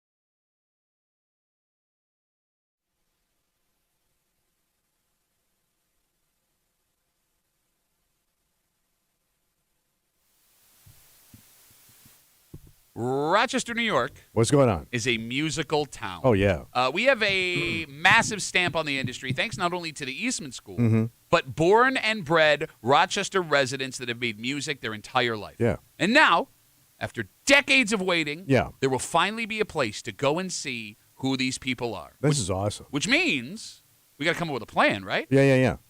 You're hanging out in the break room, Rochester's Classic Rock 96.5, WCMF. We got something to give you. Well, give it to me. Right now, you can log on Logo. to the contest page, WCMF.com. Enter for your chance to win tickets to see Tedeschi Trucks Band with Whiskey Myers. That's August 28th in Power Federal Credit Union at Lakeview. Tickets go on sale today, 10 a.m. at livenation.com. Good luck from your friends here in the break room on CMF. Earlier this week, the Rochester Music Hall of Fame made an announcement. What's going on? Well, Tommy, you've made fun of the Rock Music Hall for years because There is no place. There's no Hall of Fame. There's no hall. It's just like, what's it on the internet? I guess you could look it up. There's no physical place to go walk in, like To like Cleveland physically see or something. Yeah. the Baseball Hall of Fame. well, What? that will soon be no more. Wait, they're gonna have a building? Yeah, well, they teamed up with the Rochester Broadway Theater League, Yeah. and they plan to put a permanent exhibit in the Performing Arts Center downtown. So you're getting a wall inside the It's a start. A the hallway? theater. Okay. A hallway? Hallway, yeah. Maybe, I don't know. It's a hallway of fame. Yeah, Hall of Fame. Yeah. That's what a Hall It'll of Fame be great is. because that way you get directions to the restrooms. His butt is still so It is. hurt It is. that Kano got in Yep. and he didn't. So you make a left at Kano, I've seen- and then you can take a leak. Because, Kimmy, I've seen Wheeze go in. Yeah, it's really weird. I've seen Kano go in. And wait, I forgot what instruments did they play? What's they played the Hearts of No. Rochester You for play- years. Man, really tough when they ain't in here, huh? Look what happened. So, there are some very impressive names that are already in the So hall. I'm assuming everybody that's ever been awarded is going to get something up. Yeah, obviously. Yeah. But if it comes down to who matters the most and what will bring people Well, you in got to your go look, headliner. well, that's what I'm trying to figure out. Yeah. Who should have the biggest display in the Rochester Music Hall of Fame? 252-WCMF, 252-9263. Tommy, there's a couple names off the top of your head. If you had to pick one guy, biggest display, who gets Well, it? it's going to Lou. Going to Lou Graham. Yeah. Lead singer, Foreigner. Yeah. Had a nice solo career himself, right? And Right. a couple local bands here. Right. Why Lou? Well, Lou's your number one hit. You think? Yeah. I mean, it's him. He's first. Chuck Man Jones second. Okay. You're basing it just on charts. Well, yeah, because that's how do you go by measure awards? a star. Do you Oh, go really? by Grammys? Really? Do you Yeah. go by, you know what I mean? Like, how would you measure who's... Yeah, Chuck Man Jones has a Grammy. Yeah. Had a charted hit in pop with jazz. Lou obviously is a headliner. They would have to be 1 and 2. Who would be? I don't think you can make an argument past Lou. Lou Okay. has to be number one. All right. Now, look, I'm not going to tell you your opinion is And don't wrong. forget, born and raised here, not like born and left. Same thing with Chuck. I'm not going to tell you you're wrong, and I'm not going to say I disagree with Yeah. you. However, I know there are people listening right now, and the phone number is 252-WCMF, who love music, who when they hear you say that charts and Grammys is what makes you great, their skin crawls. Why? Because Well, I mean, if you're going to be number one, I mean, other people deserve to be on it, but those guys are, they reached the pinnacle of their profession. but when it comes to the most important, Okay, who you got? well, okay, if we start going through other names here that have made a major mark, An impact on Rochester music. Steve Gadd is All right. one of the most influential drummers of his time. He played with everyone in his era. Yeah. The dude is such a big deal. He talked Paul Simon into coming to perform at his hall induction. That's a big deal. Was his drum riff at the beginning of 50 Ways. There you go. One of the most famous songs Yeah. in world history. Yeah. So, I mean, so Steve Gadd probably one of the greatest drummers of all time. Okay, you have But one he's of a session guy. Okay, but he still is. He played. Yeah. I mean, he's Everybody wants him. There you. You know, I want some too. Yeah. Well, you like to beat them skins. No, it was a Van Halen joke. We have Cab Calloway. Heidi, Heidi, Heidi ho. Heidi, Heidi, Heidi ho.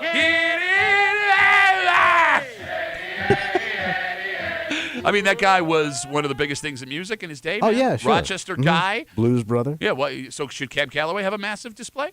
I don't think. First of all, he was only born here. He wasn't raised here. Oh, I'm sorry. I think he's from Baltimore. Why do you hate the Blues Brothers? I do. I love the Blues. No, you apparently not, because you want Cab Calloway thrown out of the Rochester Music Hall of Fame. I Well, don't no, think he deserves a big.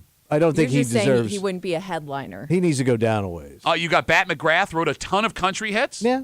Oh, what is that? Yeah. What is that? I mean, he's a writer. Don Potter, same situation. Writers, yeah. You have Wendy. These are like session guys. You have Wendy O. Williams, who, if you want to talk about influence, Yes. may be the most influential woman in punk rock music history. Like someone like Gwen Stefani, who's now a pop culture icon, does not exist without Wendy O. Williams. From Webster. Yeah. And drove a car into the East River. So there you go. Yeah, so but you I'm got saying, all- like, you're not wrong about Lou and the success that he's had. Yeah. You're not wrong about Chuck Mangione and his family and the success that they've had. But when it comes to influence, I mean, did Lou Gramm influence music where it changed? Did Chuck Mangione, I guess he had a jazz hit as a pop artist. Yeah. But when it comes to influence, I would argue that Wendy O. Williams might be the most influential person we've named so So far. you think Wendy O. Williams first, No, I'm just and trying. then these other, I mean, there are probably Madison Square Garden headliner cats All- go down there. All I'm saying is, I'm asking the question, what makes a legend? Is it popularity? Is it how artists that come after them are influenced by what they do? Is it being a genius while people don't realize it while you're alive? Because you can make the argument for a couple of people on this list. Well, I also think that there are people that we don't know about that Yeah. have had a huge influence just based on the Behind the history of scene people. the Eastman School of Music and the history of music here in town. Like because every now and then we'll all of a sudden hear of somebody who had a hand in like some of the most popular music, and we never knew this person existed or that they were from here. Yeah, I mean, they should go up there, but until they're given that award. So I mean, if you really wanted to dive into some influential people, you may not recognize the name, but you can argue they had a huge part in it all. Well, it's interesting you bring that up. What do you got? 252 WCMF. The Rochester Music Hall of Fame has announced they're going to have now a physical space in the Rochester Broadway Theater League coming up, something Tommy has made fun of for years and years and years. And, if you've ever been... Well, it just sounds kind of busted. If you've ever been to any Hall of Fame, there are larger displays for people than other, and we're trying to figure out who should have the biggest displays. Tommy's argument is Lou Gramm or Chuck Mangione. Kimmy, of the names we've named so far, which one is your biggest? Well, I mean, just popularity-wise for me, I would think it would be Lou Gramm. Like, I don't know right now, like at this point in time, a bigger headline, a name that would draw people in. Put it that way. Go ahead. So Kimmy touched on influential name that you've never heard of Yeah. before, and we have that man in the music hall. What do you got? Eddie House Jr. You familiar? Son House? You got it. Yeah, he's a bluesman. Delta blues guitar player in the 30s. He was rediscovered here in Rochester in the early 60s. So there are musicians that come to town and go to his old. I think he had a house in Cornhill. Yep. And go get dirt off his property to take with him. So this guy's like legendary. But most people have no idea who he is. Yeah. Zeppelin, Clapton, Kev Moe, Jack White. All took dirt off that property. They all list him as their biggest influence, along with every other guitar player you've ever heard of. If if Son House doesn't exist, we may not have Zeppelin, Clapton, All right. The White Stripes, Jack White. Does that matter more than the hits that Foreigner and Lou had? Is he in the Hall of Fame? He is in the Rochester Hall of Fame, yes. All right. No. Because he's not a draw. I mean, he wasn't even appreciated when he was doing it. Like, he got this, like, they ripped the dude off. Sure, yeah. Well, yeah, kind of like, I don't know, making the argument you don't have a Grammy and hits, so you shouldn't have a big display. Yeah, I mean, he deserves it, but I don't think he's a headliner. Did you hear what I just said? I know. What do you mean? Zeppelin, Clapton, Jack White, everybody. That's all you got? Okay. But to his point, I guess you wouldn't know about him unless you went for a different, like, the bigger names are going to draw you in, and then you're going to learn about all. Right, you're not going to these other know who people Son once you House get there. is. Okay. Yeah. Absolutely. So You know what he's doing right now? I'm sorry, I don't mean to cut you off. No, the normal person's not going to know. I mean, I know. Because I'm cool. I know things. Yeah, I get it, man. I'm on the inside. But most people, it's cool. All right, I got a guy for you. What you got? Is Mitch Miller on there? I don't know who. Is a big band leader? So he had his own TV show. Okay. And he was a big band leader. And he used to have this TV show back in the 50s called Sing Along with Mitch. It was huge back in the day, back when there was, 4 things on television. But the guy was like a household name. By the way, man who made a fortune doing radio when there were 4 stations on the radio wants to take a shot at Mitch Miller. But go on, I'm sorry. So is Mitch Miller in the Hall of Fame? I believe because that guy he was is super influential in 50s music. He is in. Mitch Miller is in. Yeah. Yeah. So where should Mitch Miller go, even though his career was long faded by 1960? It's a great question. Would you argue he's above someone like Don Potter? Would you? Oh, yeah. The guy had a TV show that promoted music. Okay. And like amateurs. Okay. Like he probably did more than Don Potter, you know. What did Don Potter do to you? Playing music in Nashville. Yeah, man. Man. Ever been? Yeah, I've been in Well, Nashville. wait, Sammy Davis Jr. was in Nashville? Yeah, Sammy should be in there. He's not, never. Close friend of Mitch Miller. Shut up. Personal friend of mine. You know, it's funny, too. It's not, as you mentioned, like Kano, our buddy, he's in the Rochester Music Hall of Fame. It's not just musicians. Well, it's that are people in the industry. And actual places. Yeah. The Great House of Guitars is in the Rochester Music Hall of Fame. The Record Archive is in the Rochester Music Hall of Fame. Well, CMF is. Yeah, we are, and the Penny Arcade. Oh. Yeah. Because when Kano went in, he went in with CMF. I thought Kano, CMF went in, and Kano was given an Right, award. yeah. Yeah. But you can make the But these argument. didn't get anything. Wait, listen to how bitter he is. I'm not bitter at all. No, man, I'm cool. I didn't bring it up. It's fine. You left me. You just giggle. I love you. Why did you leave me? You know when I say it say every that night. Tommy can express sorry, joy? Wait, how am I supposed to say it? What's that? Well, I thought you said you're not saying it right. What? Never mind. Go No, ahead. I'm sorry. I was going to say, you know how I say that Tommy can express joy? I take it back because I just saw him express joy. But like past the musicians, you could also make an argument that the House of Guitars, the Record Archive, the Penny Arcade are a big reason why. Yeah, I mean, they promoted music. Well, but some of these guys and gals in the hall became massive musicians because to be a good musician and influential, you have to fall in love with it. And the Great House of Guitars, the Record Archive, the Penny Arcade gave you access to instruments, music, and seeing bands live that not everyone else got in other communities. So is Dejalon Studios in there? I don't know. Because they were big when I first moved here. And they were kind of like one of the biggest recording studios on the East Coast at one point. Is that where Metallica recorded Kill 'Em Yes. All? Okay. Yeah, I'm not sure. But that's not something that like normal people had access to. Well, I mean, yeah, but still, like, it was a big to-do to have it in a small town like this. Because I think a couple of rap artists also produce their music there. Yeah, that's where I got to meet Talib Kweli. No big deal. Who? Shut up. You know. You're trying to be like, nah, be an old Never man. heard of him. Never heard of him. Yeah. You know. You got music on your phone from Talib Kweli. 1, 2, 3. Doesn't matter. No, but I would make the argument in all seriousness, right? And again, I'm not belittling Lou. I'm not belittling Chuck Mangione. Yeah. I'm not belittling Wendy O. Williams. But for most of the people on this list, you don't get them without the House of Guitars, true. the Record Archive, and later on the Penny Arcade. But it does seem like... I guess you need a physical Hall of Fame to go look at all this stuff, But right? like, I've never been to the Rock and Roll Hall of Fame. You've never... What? Really? No, I've not. So... By the way, he even says it all smug like that makes him cool. Never been there, man. You know, I work on... If you live it, you don't need to go see it. Yeah, no, I'm looking You at live the your... rock life. I'm man. looking at your rock life outfit. You look like every dad in the 80s music video. Turn down the radio! Get out of the pool! Hey, he's the one that's fighting against his right to party. Get out of the pool. So when you...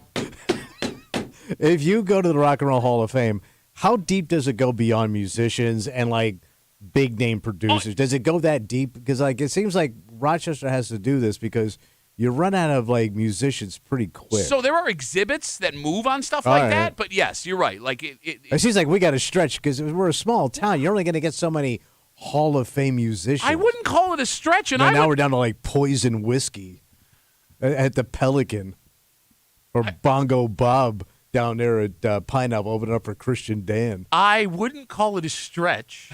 And I would argue that Hall of Fames like ours that does get into different parts of the industry are better. Because this is a better one. Here's why, stupid. Giving my money to Cleveland. Here's why. Why? I mean, look, the Rock and Roll Hall of Fame in Cleveland is just a tourist trap when you really look at it because there are brilliant, successful, influential artists that will never get in there because, I mean, look, you saw what happened with Foreigner. There was a guy that didn't like Mick Jones, right? The guitarist for Foreigner, and he just kept him out of the hall. C-block. Yeah, for 30 years. So Foreigner, who deserves to be in the Rock and Roll Hall of Fame, didn't get in. True. So, like, if I go, I'm going to get to see, you know, Bowie's jacket and John Lennon's glasses and Clapton's guitar.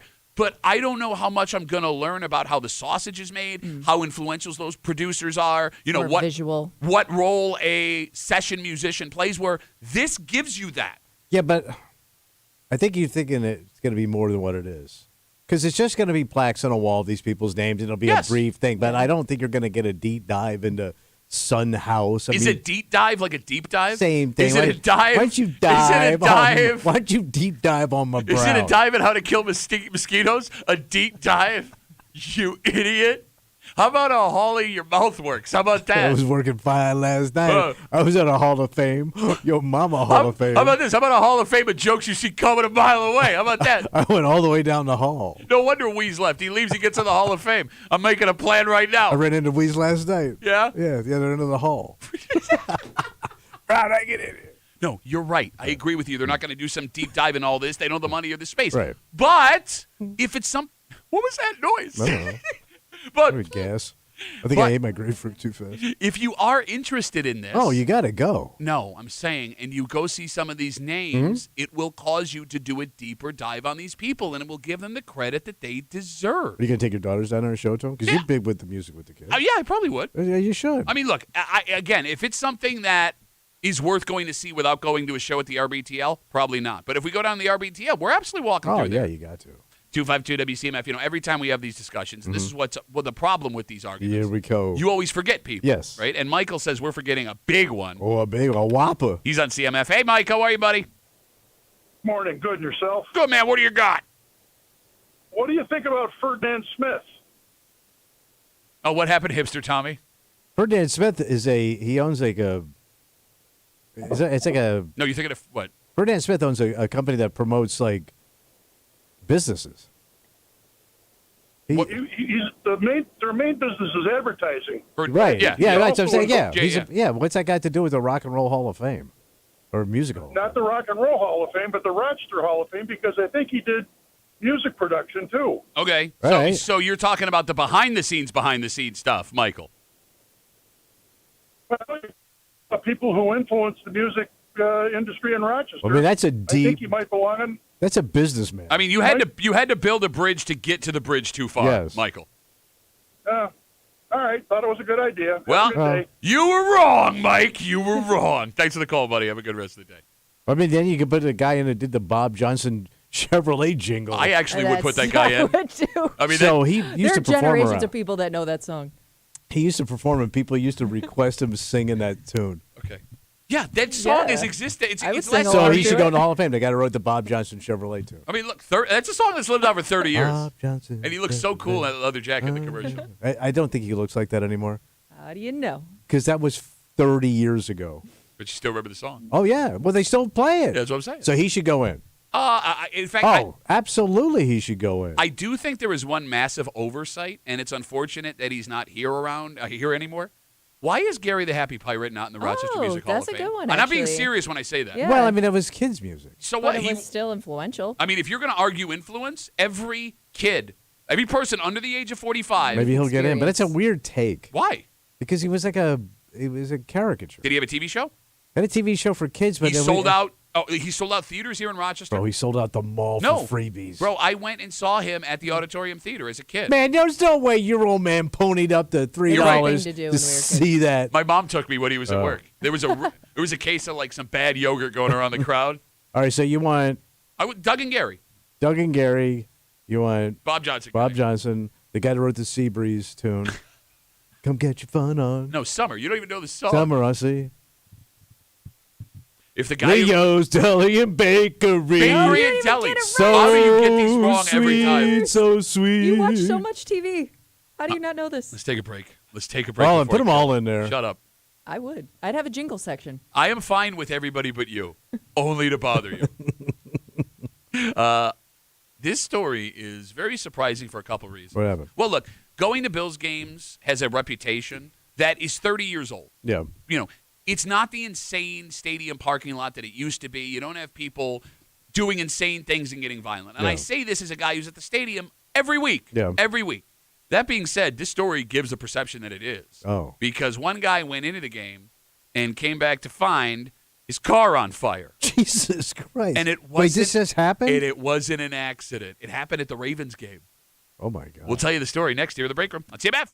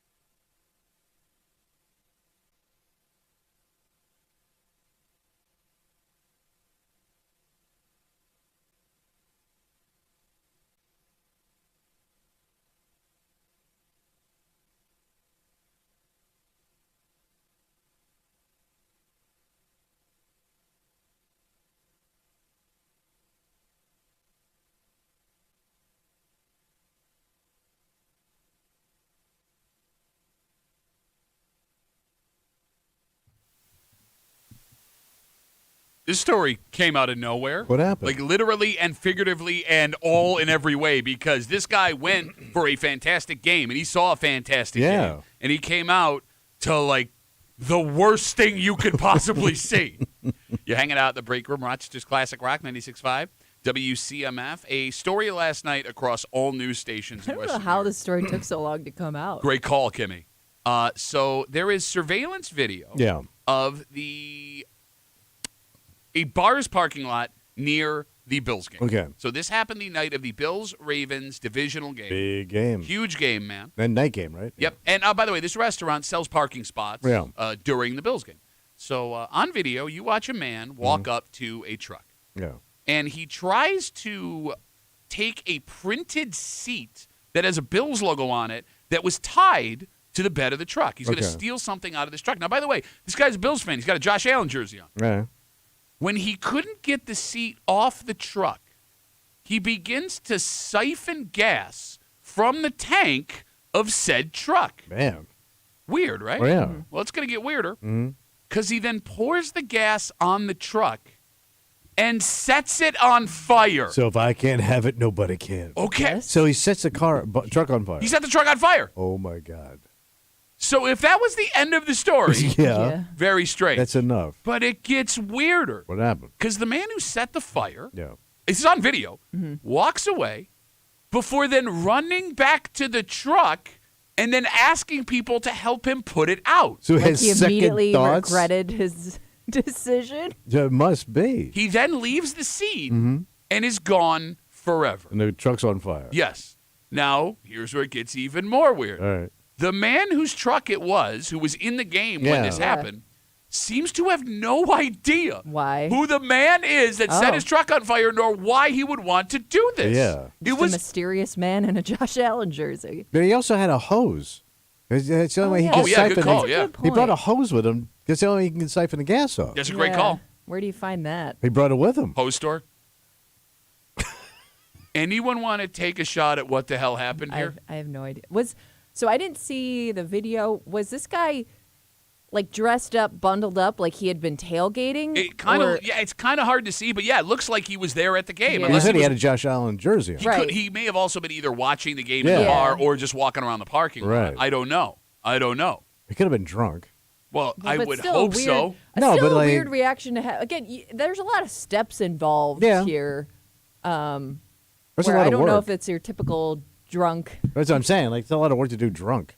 Okay, so you guys are of the idea that he tried to steal the seat, couldn't get it, and because Pissed of him that, off, I guess, and he burned this truck. Okay.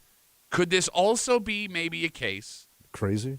well, obviously, but of someone wanting to look like a hero by setting a fire and then putting it out afterwards? For what purpose? Well, you want the accolades of it. So, like, we've seen stories before of All right. people that'll set a house on fire, walk away from it, come back, and be like, oh, my God, that house is on that's fire. an arsonist.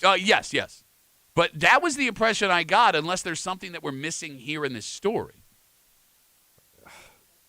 Unless he knows the guy? But again, there's video of him. The person whose truck it is has looked at the video, You and don't know. it doesn't seem that he knows him.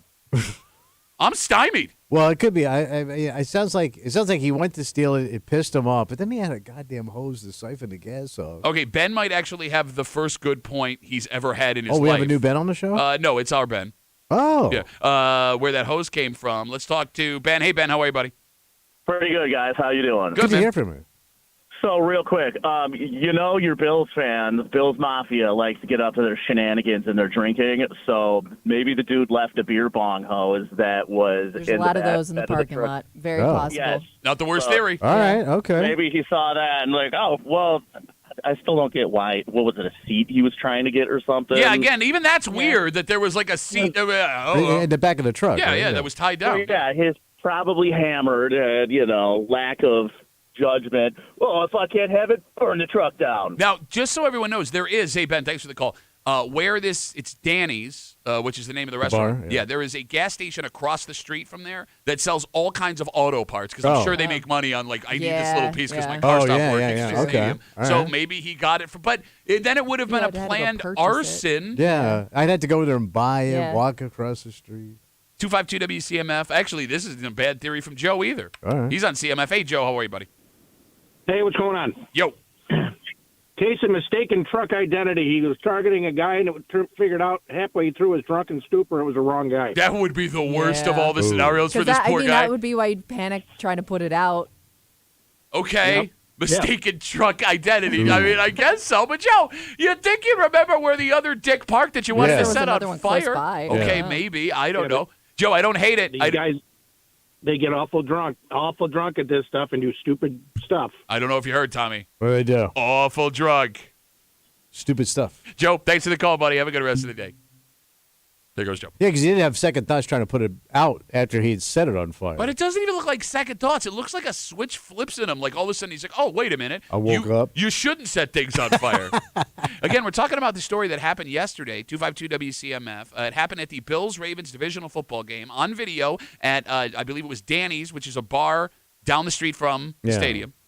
A car is parked. A guy in a Josh Allen jersey walks out of the stadium, walks up to the car, tries to steal a seat that is tied down in the bed. When that doesn't happen, he then siphons gas out of the truck, pours it on the truck, and sets it on fire. He then leaves, comes back, grabs someone to try and help him put it out, and then leaves the seat and is gone forever. So did the thing just burn to the ground? No, that's what's so funny about this. There's good news and there's bad news. Because I'd be afraid it hits the gas line and the thing goes up like a bomb. So another Bills fan put it out, which is the hero nobody's talking about here. I don't know. With what? A case of beer? Because it was also freezing outside during that game, too. So, yeah, I would think like there's a lot of issues happening here all at once. Because you're going to ruin people's cars that are parked next to it? Sure. Yeah. But this Bills fan who jumped into action put the him. fire out so well, the owner of the truck is still able to drive it. They were able to drive it home. Really? Yes, they drove so it they must home. have got to it pretty quick. Good God. Wow. Smoldering truck. But what sucks now is he's driving around a melted truck. Yeah. Like, I mean, you're right about the danger part of it and, like, getting home that night. Like, could you imagine? Was it a nice truck, by the way? It looked pretty nice. Oh, all right. Yeah. I mean, again, it's a surveillance video. Yeah. But, like, you would almost hope the thing burnt to the chassis so you get a new Yeah. truck. Man, trucks Now are, you just have an issue you have to deal with. trucks are like $50,000 to $80,000 if it's a nice new truck. Heard about that on trucks.com. Well, think about that, man. You walk out and you're down $50,000 And think because your truck's now a roast. And think about the swing of emotion, right? Oh, you walk yeah. out of that game, Yeah, I that know, will, you're oh so my happy. God, 2-point conversion drop or go to the AFC Oh, yeah. Championship game. Oh my God. And it's like a Bills fan on Bills fan crime. Which, by the way, in this story, the guy says, he goes, I anticipated seeing a Ravens fan on the surveillance video. Yeah. He doesn't understand. No, doesn't make any sense. I want this guy caught not for punishment, just for an explanation. Okay, some questioning. All right, let's take a break. All right. Tommy, you are of the belief that men do not bring emotion into relationships. Doesn't seem they bring much, no. Okay. What I'm saying is that women care more about their partner than men do. Yes. And I have something in front of me that says maybe not. Scientific proof. Well, yeah, actually. Men are getting soft. No. You get in touch with their emotions. No, actually, it seems Trucks are on fire. it's been this way for a while. Because when a breakup happens, we hear all about emotional women. Yeah. And they just can't let it go. You sure it's the worst on that side? Oh, guys just hit the bottle. We'll get into it next here in the break room on CMF.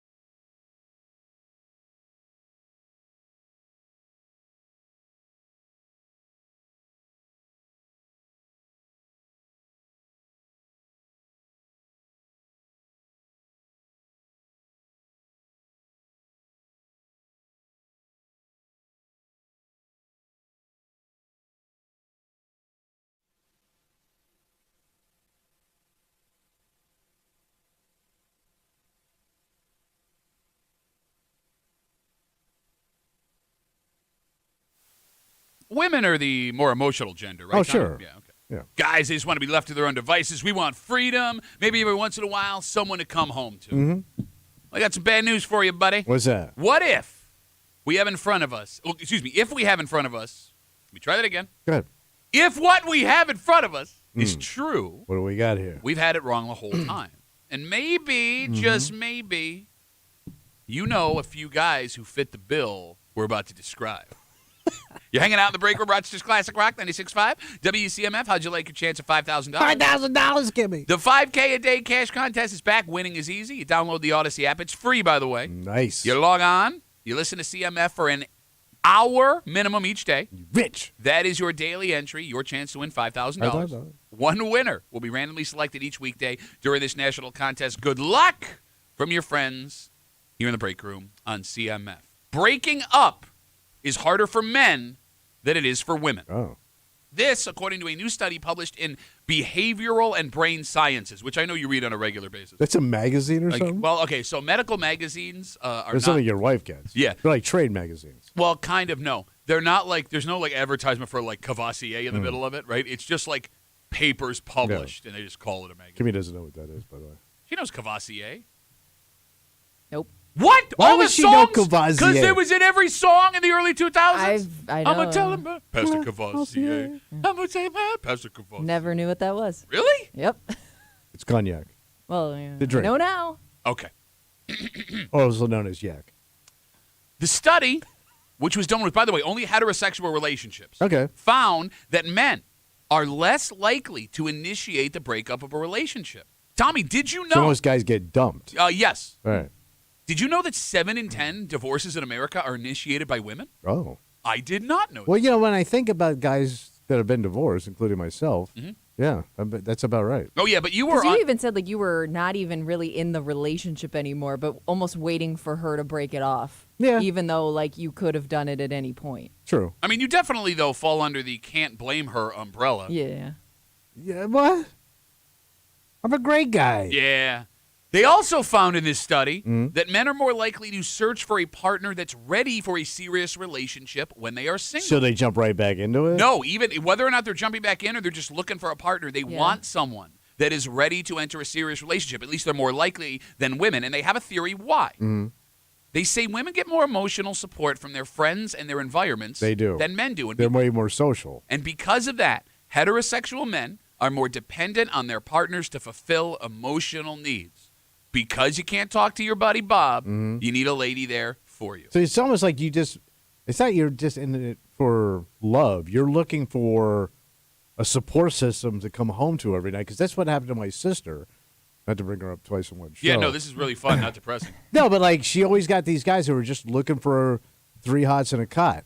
No, but see, the way you that's put that, different. it's, thank you. Go ahead. Because Kimmy. they're just looking for a roof over their Right. heads, not so much an emotional partner. But, I mean, they were looking for a mommy. But that's the difference here. See, like you can't draw the difference, because when you see, say, like bum guy, he just wants a place to live, somewhere to eat, and a woman to take care of him. That's not this. This is a legitimate emotional support, and they go even further in this How study. soft we gonna get? They say that men are more likely to experience loneliness after a breakup. They say that men in this study are less likely to see the positives in a breakup, and they say that men cannot end a relationship, the majority of men, in a healthy way. Okay. The phone number is 252-WCMF, 252-9263. I'm going to start with Kimmy here, because I already see you trying to wind up a couple of explanations. No. Do you believe what this study has found based on your personal experience? I always have a theory that women take it harder initially when there's a breakup, even if she's the one breaking up with him or whatever, and men regret it, or men have a tougher time later. Okay. Like it always takes you guys a little bit longer to maybe process, or maybe like realize you guys are that so dumb. Well, no, Not wrong. You no, so dumb. I think like it takes you a little Pastor bit longer. Cavassier. I'm going to tell him now. It takes you a little bit longer to feel lonely. Does that make sense? Like loneliness doesn't sink in for you until like maybe a little bit after that relationship, and then that's when you start having a tough time processing that relationship ending. Would you agree with her take? Yeah, I think so. So you agree then with what the study found? Because once Well- you realize she no longer actually wants to be in that relationship with you, that's when it all hits you. I think women too will admit that they need help, that they need a support system. Okay. Where guys, to your point, I got my TV and a case of beer. That's all I need. And then that's, oh my God, this is all I got. Yeah. I think it takes a little bit for it to really And they'll sink never in. admit it. But It does sound pretty sweet, though. Oh, it does. Case beer, TV. Yeah. But no guy admits that they failed. Like women will, to your point, cry and have They a get it support all system. out, and to your point, like And to people they'll to get it talk out, to too. people, and Yeah. they'll find people with other, stories that make them feel better. And then I think once they're over it, they're a little bit more over it than a guy would be. Okay, so when it comes to folks listening to this show, with the study that finds that men take breakups harder than women do, I get why that would be shocking based on how we talk about guys and what we say we want. To your point, I got my beer and my TV, and that's all I need. But that could all be smoke and mirrors, because if we go back into the study, where it talks about women getting more emotional support than men from their friends. Yeah, they're gal pals. Like you just said, Tommy, you're not going to tell your guys that you're longing for a woman to share your life with. You're not going to wax poetic about wanting to wake up tomorrow next to the love of your life. You can talk about banging chicks, bro. Yeah. I'm going to bang so many chicks, bro. See a chick over there? Go bang her. Watch me walk up and embarrass myself trying to bang that chick, bro. Yeah. We just put on this shell of a pig. Shell of a pig? And that's what we put forward. Pig shell. Shell of a pig? Right. We just act like pigs. Okay. Oh, I get what to you're brag. saying. I understand. All right. That being said, there is a place where every man may have seen what this study is describing in a buddy or two. And that would be in the post-breakup freakout. He wants to drive by her place. He flips out when he discovers she's dating somebody new. They start to hit that borderline stalker label, and you as a buddy, you're probably like, at what point do we have to do something about this? Yeah, no, there are discussions behind those guys' backs all the time. And, since the invention of cell phones, everyone's had those nights where you go out with a guy that's recently single, right? He gets drunk, and you got to, hey, don't call her. Yes. Don't do it, bro. I mean, it's so common. We as guys will be proactive enough to take buddies out after a breakup to try to get their minds off of her. But all we do really is just get them full of alcohol and not listen to them. It's like the worst advice you could give a guy. I don't know what else you're supposed to do. Right. Which is sad. Okay. Like, all we do, here, have some poison. But we're going to ignore you now. The Knicks are on. But here's the thing. What? Like, as we go through this study and we talk about all this stuff, and it flies in the face of everything we believed about emotions with men and women. How, with all the other things that we've already seen from our friends, do we look at the study and go, oh, I never realized that before. I never realized that in taking my drunken buddy's phone and telling him not to call her and telling him don't drive by her house, that maybe we take breakups harder. Yeah. That being said, I've only been on the male side of it. You are describing things that I know women to also do, especially the thing like don't text him, don't call him. Let's try to prevent that tonight. You know what I mean? Yeah. So I can't say that women aren't also guilty of that. Okay. It could also be more of men's possessiveness. You know what I mean? That's my property. That kicks in. Control freak. In those situations, like maybe more so than women. Like you start thinking, well, what is she doing? Okay. Who is she? Why is that? What's that? I remember she texted that guy, which, you start looking for those signs. No, that will definitely kick it up to another notch when you find out either she's into somebody else, she's found Yeah. somebody else. Or even if she's just out. Yeah. If she's just out having fun with her friends, and you see it on social media, and how she's dressed, and how she's looking good, and having a ball, and you're sitting there with your big TV and your beer, it's going to piss you off. Again, though, I understand what you're saying. You don't know what you got until it's gone. But that big TV and beer still sounds awesome. It does. It does. 252 WCMF. We're talking about this study in behavioral and brain sciences. Tommy's #1 subscription monthly, talks about how men take breakups harder than women. 7 in 10 divorces initiated by women. Men more likely to search when they're single for a partner that wants a serious relationship. They say that men are more likely to experience loneliness after a breakup. They say that men are less likely to see the positives after a breakup. They say when it comes to a healthy end of a relationship, men are less likely to experience that, and they get into how because we as men do not emotionally support each other, we have to turn to being psychos. Jeremy's on CMF. Hey, Jeremy, how are you, buddy? All right. I hope that men really take note of this study because, unfortunately, men are the less emotionally intelligent species. And maybe some of that is due to us in general, but it's mostly due to 100 years of suck it up, don't cry, be a man, all that. You gotta be a man! Sorry. Slow down and writing these down. can't write. What the hell are you talking about? Yeah, hey, way to be emotionally supportive there, Jeremy. Thank you. Exactly. We're just as emotional as women are, right? We have the same feelings. We have the same emotions. We love and we hurt, but we're told, toughen up. Don't deal with it. Stiff upper lip. I mean, men talk about their problems. They don't talk about their feelings, right? Ooh. We'll bitch all day about how things are wrong, but we won't get into why it's wrong, whether it's our fault or not. So, women deal with this better because they're more emotionally intelligent. They're advanced. They've grown up with their feelings their whole life. So this doesn't surprise me at all. Okay. So I don't know what else to say about this, but, this whole be a man crap, just throw it out the window, man. No, but what's funny about that is, Jeremy, I mean, everything you said makes sense. It's dead on, man. But it's funny, like, even when you get to the end there, you wax philosophical, you talk about history, all this stuff. All three of us guys here, we get to the end, I don't really know what to do to change it. Like, I don't know That's the way it is. I don't want to be the first soft boy. Really? In those pants? These are very manly pants. Yeah, no, yeah. You look like you're headed to a Christopher Cross concert at CMAC. He's a hell of a guy. Gonna make it right, make it He's one of the most undervalued guitar players there ever was. Anyways, if you want my solution, you may not like it. Go to therapy. All right. A therapist will actually tell you how to get. Yeah, but then you're paying in touch with $100 a session. Who's got that? Well, would you you're paying rather pay $100 that to or not look $100,000 crazy. in a divorce? No, I- Oh, in your face. Well, how about $15 for a bottle of Jack? It's going to get me there. Yeah. I got a big screen TV. Oh, yes. TV's back. How about I can do a wake and whack in the morning with my Jack? I can do a wake, whack, and Jack in the morning while I'm watching 52-inch porn on my TV set. Yeah, I have a plan for you. Take your $15 bottle of Jack and go ask little Hitler how that worked out. She's right on the other floor, right? Not today. Jeremy, They don't come in. It's Tuesdays and Thursdays. thanks for the call, buddy. Have a good Bye, rest Dick. of the day. He That is- remembers her old nickname. That is a deep reference to Wow. Tommy's ex-wife on the No old idea show. what he was talking about. I'm going to not go near her, by the way, for the next week. Yeah, you might want. Okay, great. So there is one thing Yeah. that is a little bit off in the numbers that they share in this study. What are they saying? So, okay, you got that number, 7 in 10 women initiate divorce. That Yeah. number there, right? Divorce or a breakup? Divorce. That was Specifically divorce. divorce, So, okay. yeah, I mean, that's the only Gotcha. rock solid number we would have in America. That's American. 7 in 10 American women initiate divorces. It kind of makes women seem cold-hearted monsters. Let's make them seem like cold-hearted monsters that just want out. Yeah. When in reality, there are lots of logical reasons that could happen. Well, they're emotional widows. What do you mean by they that? may be the first to talk about it. Like I said, like maybe for a long time the relationship was over. Like either person could have broke it off, but for whatever reason, maybe more women are taking the initiative to finally say, let's end things. And you're right about that. But I think it's even more simple than that in some cases. I mean, a woman filing for divorce could be a woman discovering her husband was unfaithful.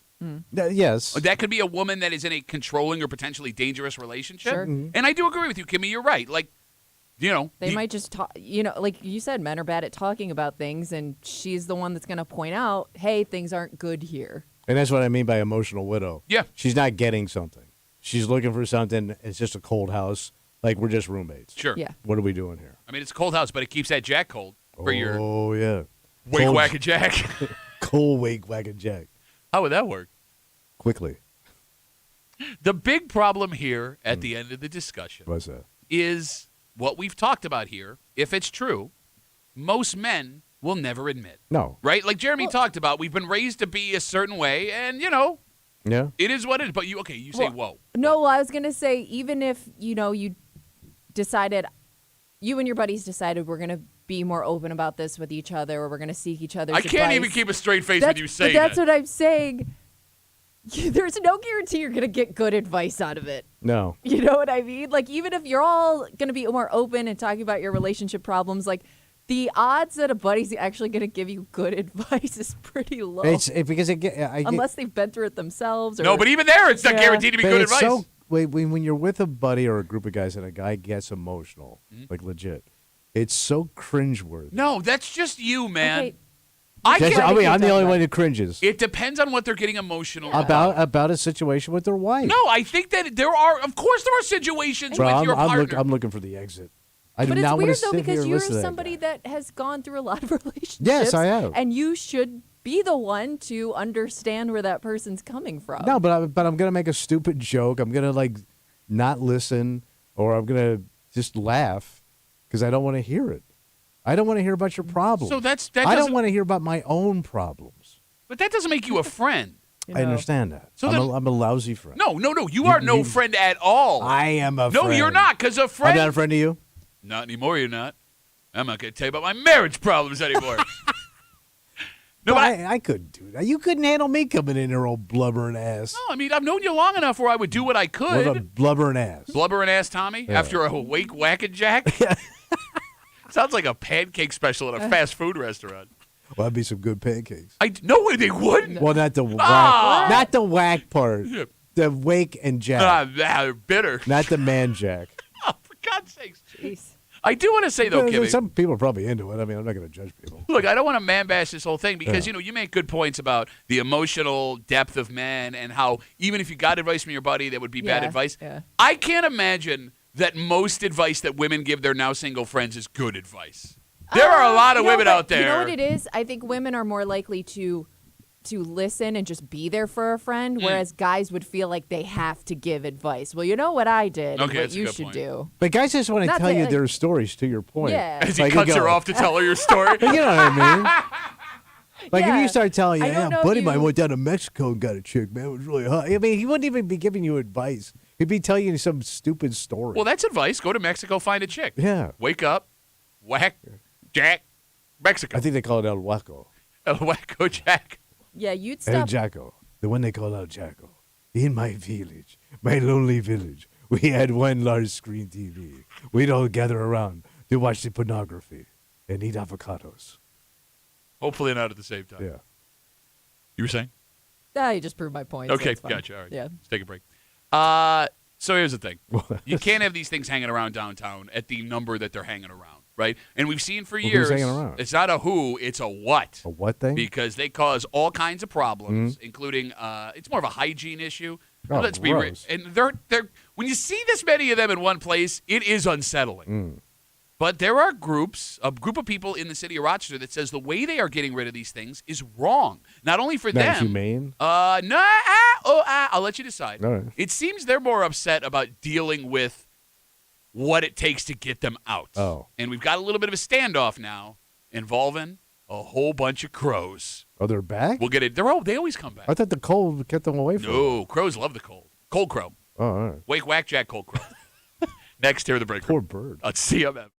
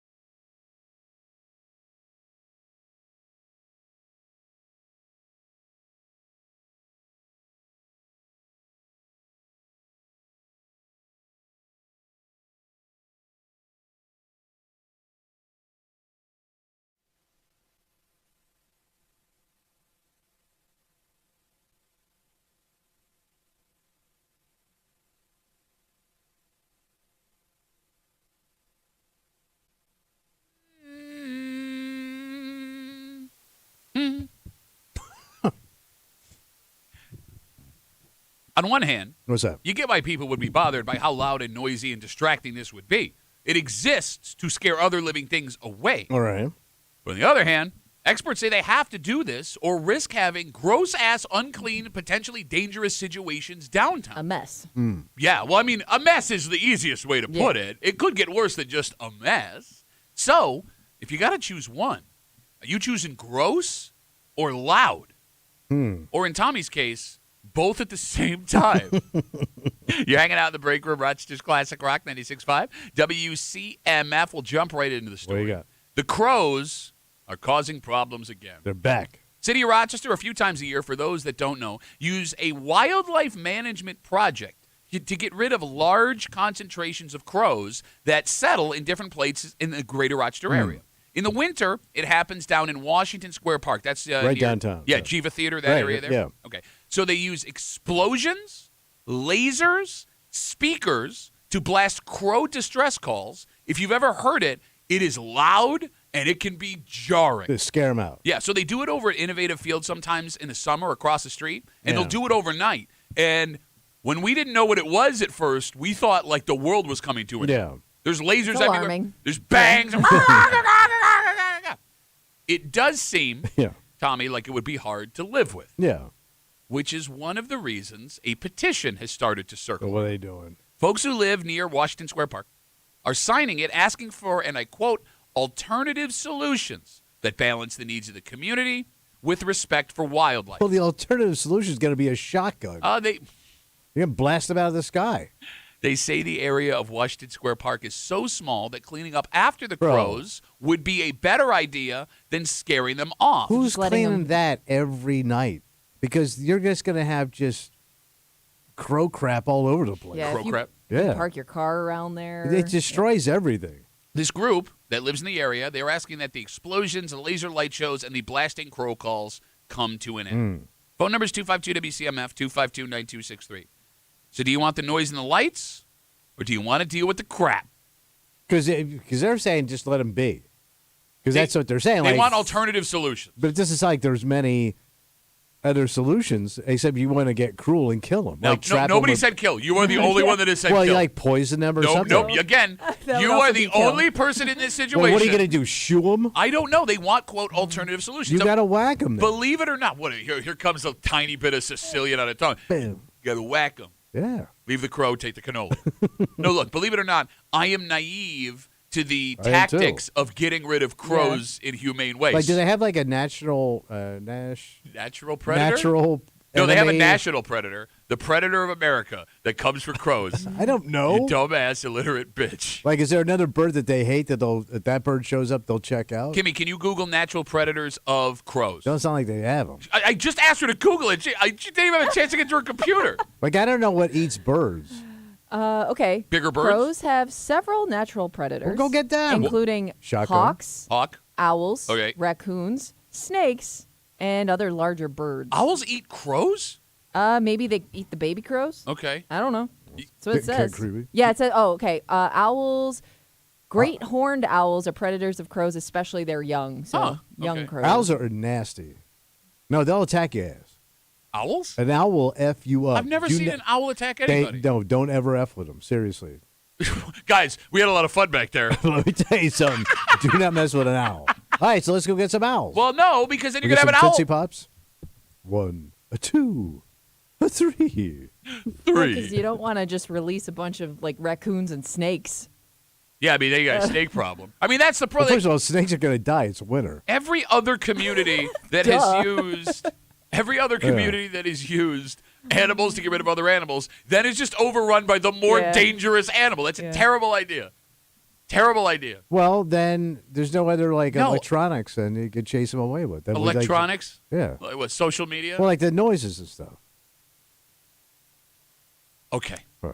I get why the city has to do what it has to do. And I trust the Wildlife Management Project is doing what is best for the Well, situation. they're trying to be humane. So I'm not saying to change what they're doing. Mm. That being said, I told you, I have heard and seen what they do to get the crows to leave, and I would not Couldn't be imagine living around Kimmy, it. I don't think I could. All It right. would drive you Yeah. insane, like to the point where you couldn't think straight. And I don't know how often this happens or Yeah. how many times a year it happens, but I completely understand where these people are coming from. Well, it kind of seems like, too, like when they do it, even if it's successful, they just move to another area where they now have to do it over there. It just kind of feels like they're moving the problem. They migrate. To a different part of the city. You know what I mean? So then what's the solution? Can you eat crows? Like, I mean, as like a chicken. Remember we had this discussion? No, like there's like literally a bad thing in our like language is he had to eat crow. So I'm gonna guess it's not Well, good. that's slang. I don't know if it's an actual thing. Like, maybe back in the day in this country we ate crows. Like it was like chicken. Let's not encourage people to go eat crows. I'm not encouraging. I'm asking No, because then no, you can 'cause you're harvest them and feed people. No, because I know we're gonna harvest the crows Yes. and feed the homeless. I mean, we feed the crows to the homeless. he Yes. said. Would that be bad? How'd you like some crow pie? How about, Yes, I think it would be bad. How about chicken fried crow? That doesn't sound bad. I think you'd have to crow fry it. 252 WCMF. We're talking about a petition that's circling around the area of Washington Square Park near Jiva Theater there. Every winter, a large concentration of crows lives there, and they got to get rid of them, so they use this technique that they've been using for years, lasers, explosions, crow noises in distress to get them the hell out of there. The folks that live there say, hey, we're not enjoying this. We'd rather deal with the crow crap, the crapping crows, as opposed to the noise. By the way, I think they're coming to Darien Lake this year. it's funny you say that. Barron Von Butt wrote us on Baron Instagram. Von Butt. Tommy's favorite 90s alternative band, the Crapping Crows. By the way, I'm seeing Kimmy take phone calls over there who are going on the air, and she's just shaking her head and rolling her eyes. A lot of crow jokes coming our way, guys. Can you give me one of the crow jokes? Well, you know what they should do? What's that? Just put the break room on to scare the crows away, guys. That's That'll make them leave. It's not really a joke. I think that's why they Very just told hurtful. me and not you guys. Judge. Very hurtful. Yeah, I don't know why. I bet What crows. do I try? You have to admit, What? there is something very unsettling about a murder of crows. Well, yeah. I mean, example one, they call a group of crows a murder. Right. Well, just if you were, I mean, ever since that movie, The crows? The Birds with Hitchcock. There weren't crows in it. Oh, there was all kind of nasty-ass birds. I think crows kind of led the league. Is that what there was? Yes. Leader crows? So for those who are unaware, Yeah. crows are one of the smartest animals on the planet. They're like a mafia. Yeah. Like the crow mafia. So not only can crows, and I'm not making this up, you can look it up yourself. Good idea. Not only can crows remember the faces of humans that have wronged them, they hold grudges. And they go after you, right? Yes, they are the Italian women of birds. And even more So they're alarming. always in black. My husband not here anymore. Why wouldn't I? And even more alarming with crows. Yeah. Not only have scientists seen crows recruit other crows to mess with people who have messed with them, they've also discovered that crows can teach their young ones, their newborns, to mess with people who have wronged them in the past without the younger crows even having seen the person they will eventually mess with. So it's generational. But it's not like the crow takes the baby and says, that guy. Yeah. The crows know who you are, Yeah. having never seen you. So How do they do that?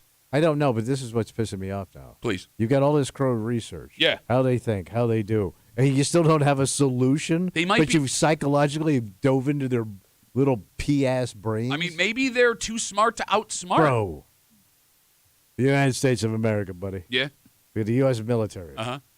I say we're bringing the full force of this great country to get rid of these birds.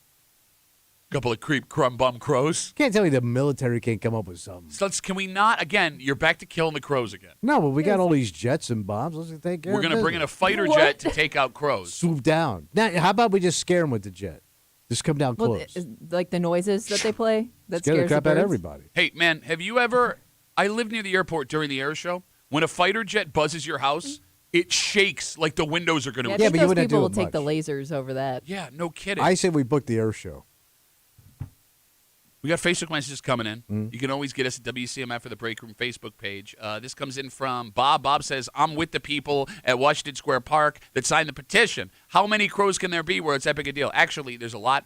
They estimate 10,000 crows. Yeah. Oh, my Have God. you ever Roost in seen that them area. like when they're in the parking lot across the street? Yeah. Like you Yeah. you can't even see the parking lot. You think like there's something over it until you realize it's moving. When they Yeah. all take off, it literally Yeah. darkens the Yeah. sky. It looks like a black cloud. Yeah. Yes. All right, serious question. Yeah, Because we yeah. talked about crow psychology, which I know is a big hit for people listening to morning radio in Rochester, New York. Tommy suggested murdering the crows. But I wouldn't just say exterminating them.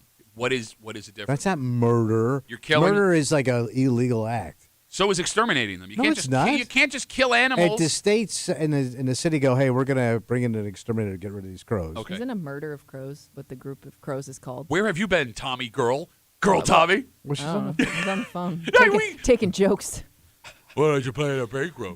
All right, serious question. Go ahead. What are the benefits of crows? Because you want to kill them, and that's inhumane. Well, they eat like garbage and stuff, don't they? Do they? No, I think they're I'm totally blanking on the word. What's the word for animals that eat scraps and stuff? Morning shows. You're talking Scavengers. Thank you.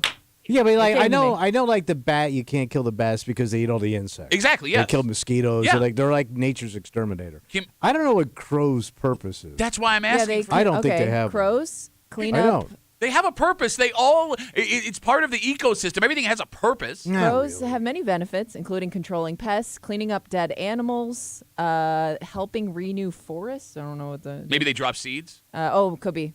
So yeah, they'll eat insects and stuff. Okay, so the crows are pulling their weight.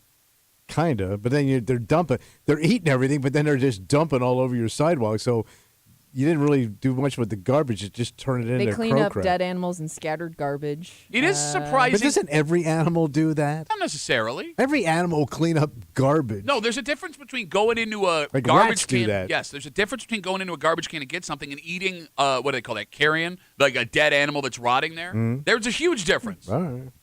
We usually scoop them up and throw them out anyway. Crows are so social that they'll hold funerals for their dead. Holy crap! Are you serious? Yes. Crows are very social birds. That hold Okay, now funerals we're for their getting dead. into some BS. There ain't no bird funeral. They mourn the dead. I mean, That would elephant. make sense Are why they they going down to remember newcomers? somebody Hey, that I can killed it. bury this bird for over $2,000. I mean, they've seen another. They don't have funerals, They- man. I'm just telling you what Google's telling me. Well, they're renting the car and everything. They've seen that behavior in other animals as well. For example, elephants have dead mourning periods. Elephants have funerals. But they don't have a funeral. No, they though. do. They have, I mean, an elephant version of a funeral. So it's not out of the question with crows being so Because smart. the elephant priest standing there. They can't find a collar Hey, big he enough. always blew his trunk every time he came into a room. Boo. It's a good joke, and you know. Boo. All right, going back to what we talked about to begin with, right? This, Yeah. like, the joke was so good, your mic quit. You know, these people that are trying to circle this petition to get rid Yeah. of the bangs and the noise and the lasers and the distress crow calls from speakers in the Washington Square Park area because it's just too ridiculous. Do you have sympathy for the people who want to live in this neighborhood Oh, without it's got the to noise? suck. Okay. I mean, between the noise and the crap all over the place, and it's not working anyway. Well, no, it is. It gets them to go. They just But they come back. Yeah, so well, 'cause I mean, they're it's smart. not. I mean, I'm putting up with this noise, but I'm not getting any benefit out of it. The birds keep coming back. I am surprised. Why wouldn't they want to go out somewhere where there's more dead animals to scavenge and things like that? Like you would think they would hang out at a dump Yeah. where all that Maybe stuff they is do there. there too. Yeah, But or your I mom's mean, panties. One of those two places. Whoo, what is that? Oh, I see. Hey, Edie, how are you? Makes sense. The same way there are like rats and those kind of animals around like a city atmosphere. I mean, they're all looking for the same kind of food, right? Okay. So let's say you do come up with another option. Okay. here. I will say this to the folks that are circling this petition, wanting this other stuff to stop. The devil you know may be better than the devil you don't know. Because my other concern Yeah. would be if this petition is successful. You get rid of the. all the stuff we talked All about right. there, the lasers and the boom. Yeah. The next thing they do to try to disperse the crows, if it has a more negative effect on the place that I live, and I fought for this, they're not going to go backwards. Oh. They're just going to keep this thing. I mean, you got what you want. You hated it. I know maybe the thought is nothing can be worse than this, but that's not always true. So is there some city though that's tried something else and it worked? I mean, we can't be the only city with crow problems. Maybe this is the thing, the go-to move. I don't Oh. know. I mean, look, like New York City, for example, they massive rat problem. Yeah. You remember 2 years ago they hired a rat czar Yeah. to try new ideas. One of those ideas, and this just hit the news this morning. It's funny you bring it up. Yeah. Was a rat-proof garbage can. Oh. The rat cannot get into it. There are now videos and pictures of the rats getting into the rat-proof Yeah, garbage because they went on YouTube. can. But I mean, like, Yeah. even, the best laid plans of mice and men often go awry, or crows or rats. So I do know because my brother goes over to Italy a lot. Yeah. They have a really bad pigeon problem over there. Okay. They had one in this one town. And what they were telling the people was they were gathering up these pigeons and releasing them someplace else. and they kind of were, but They were murdering the pigeon. well, they were destroying them, That's murdering the pigeon. not murdering. Again, It's Italy, man. They were cool with it, but they told the town one thing, but they were doing something else, and they didn't find out for years. I was going to go. But maybe that's what you got to do. I mean, there's probably an ugly process to getting rid of these damn things, unfortunately. All right, let's take one more call. We were talking about how smart crows are. They hold grudges. They can Yeah. teach babies what people look like. Kimmy finds out they hold funerals for their dead. Other animals do. Elephants as well, also smart. Robert's on CMF. Hey, Robert, how are you, buddy? Good. How you doing? Good, Robert. What do you got? Hey, you're talking about elephants remembering. Did you hear about the story?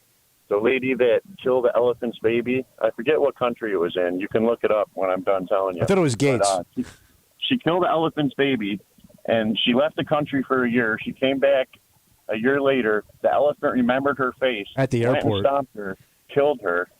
They were holding a funeral for her that night. The elephant showed up at the funeral, stomped her again, killed a bunch of people at the funeral. And in the meantime, between the time when he killed her the first time and the funeral that night, the elephant went to her house, destroyed her house, and killed all her goats. Okay, this didn't happen. That's how good an elephant is. Is that out of the question? That didn't Is it out of the happen, question? bro. You can Google it, like Robert It said. didn't You can happen. Google it. I can Google all kind of stupid stuff. That did not happen. Went to the house. Happened. Look, Met her at the I didn't believe airport. it either. I had to look it up. I forget what country it's in, but I'm telling you. Oh, it up. didn't happen, Stan.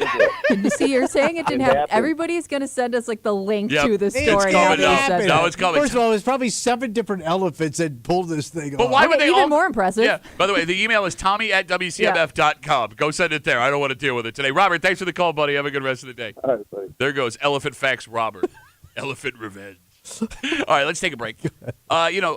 Now that the weather is getting warmer, this is something you don't have to worry about as much. Oh, but good. it is an argument that guys will get into, like heated arguments About what? about heat. Oh. It's more specifically how long your car needs to be heated in the morning. And we've got the facts now, buddy. Okay, good. Just the facts. We get the hard numbers? The elephant facts and the car facts. And we'll do it next here in the break room on CMF.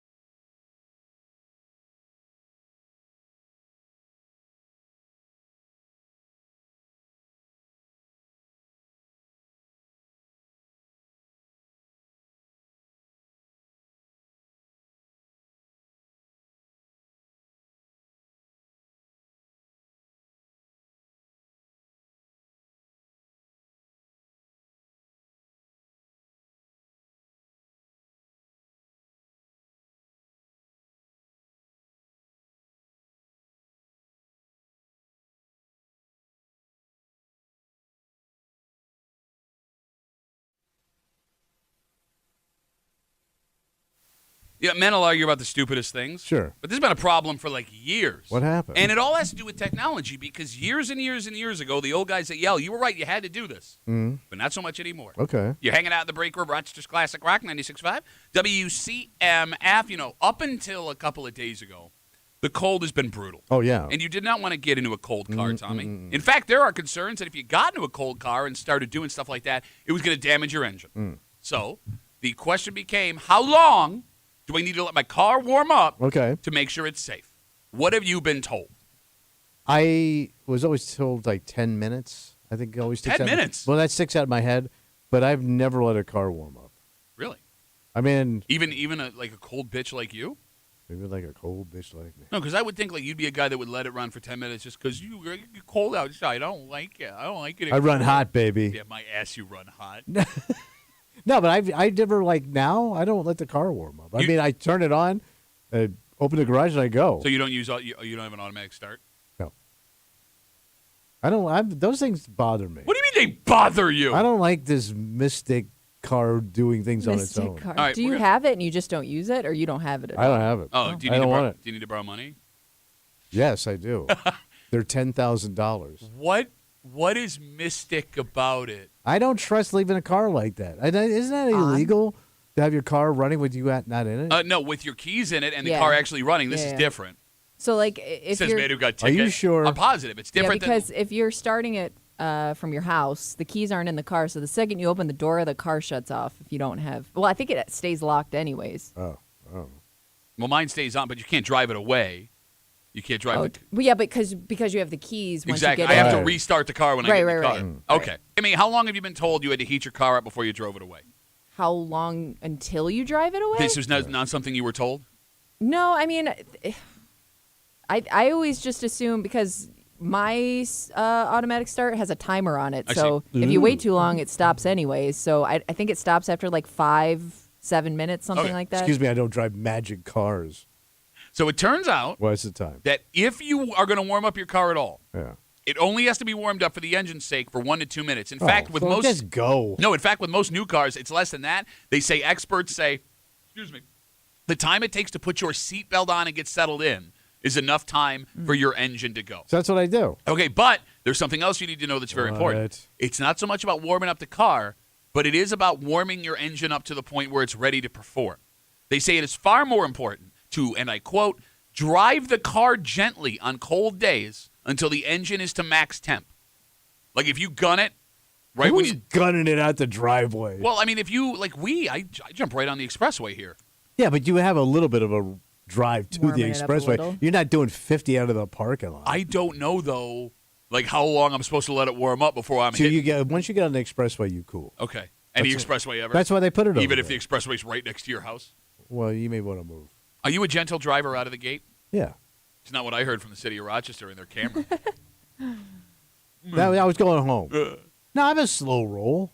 No, like there are people that live on busier So suburban you gotta roads. Yeah. kind of gun it a little bit. Yeah, I in mean, the think beginning. about like folks that live out in the country. If you live on a road that's 55 miles an hour, Yeah. 45 miles an hour, you got no choice. You got to get going. I'm guessing this is all crap. Because can somebody please tell me their car wasn't working right? Okay. They took it to the mechanic, and he goes, what your problem is?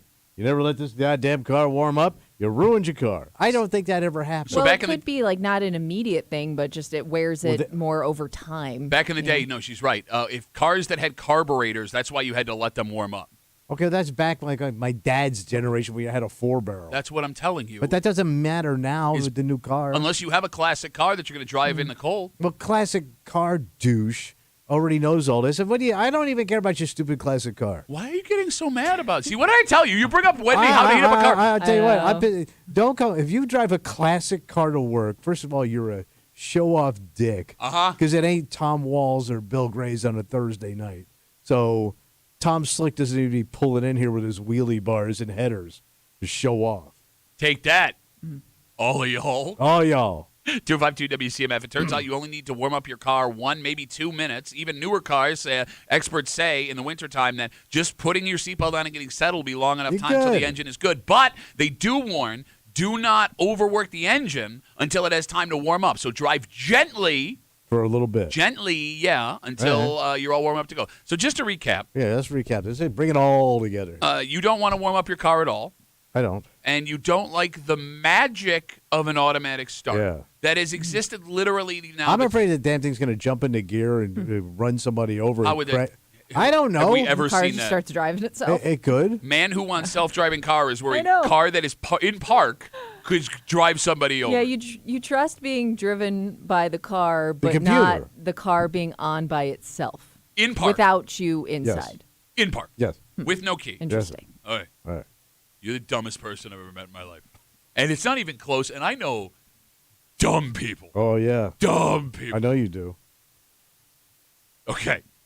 Let's take a break. Look, man, your argument has always been if you allow this kind of surveillance even a little bit, eventually it's going to be everywhere. And you're not going to get it back. And you might be right here because there is a city east of us, Yeah. very high end. And when I say city, I mean we call it more of a town around here. Yeah. That's making a change because they want to keep eyes on this place at all times. Mm-hmm. But even in doing this, they admit there aren't a lot of problems down here. So why are they doing it? Well, I have a theory. Okay. And it's not some conspiracy theory like the government wants to put a chip in your brain. Yeah. I think there is one specific thing they want to try to stop. All right. And we'll get into it next here in the break room on CMF.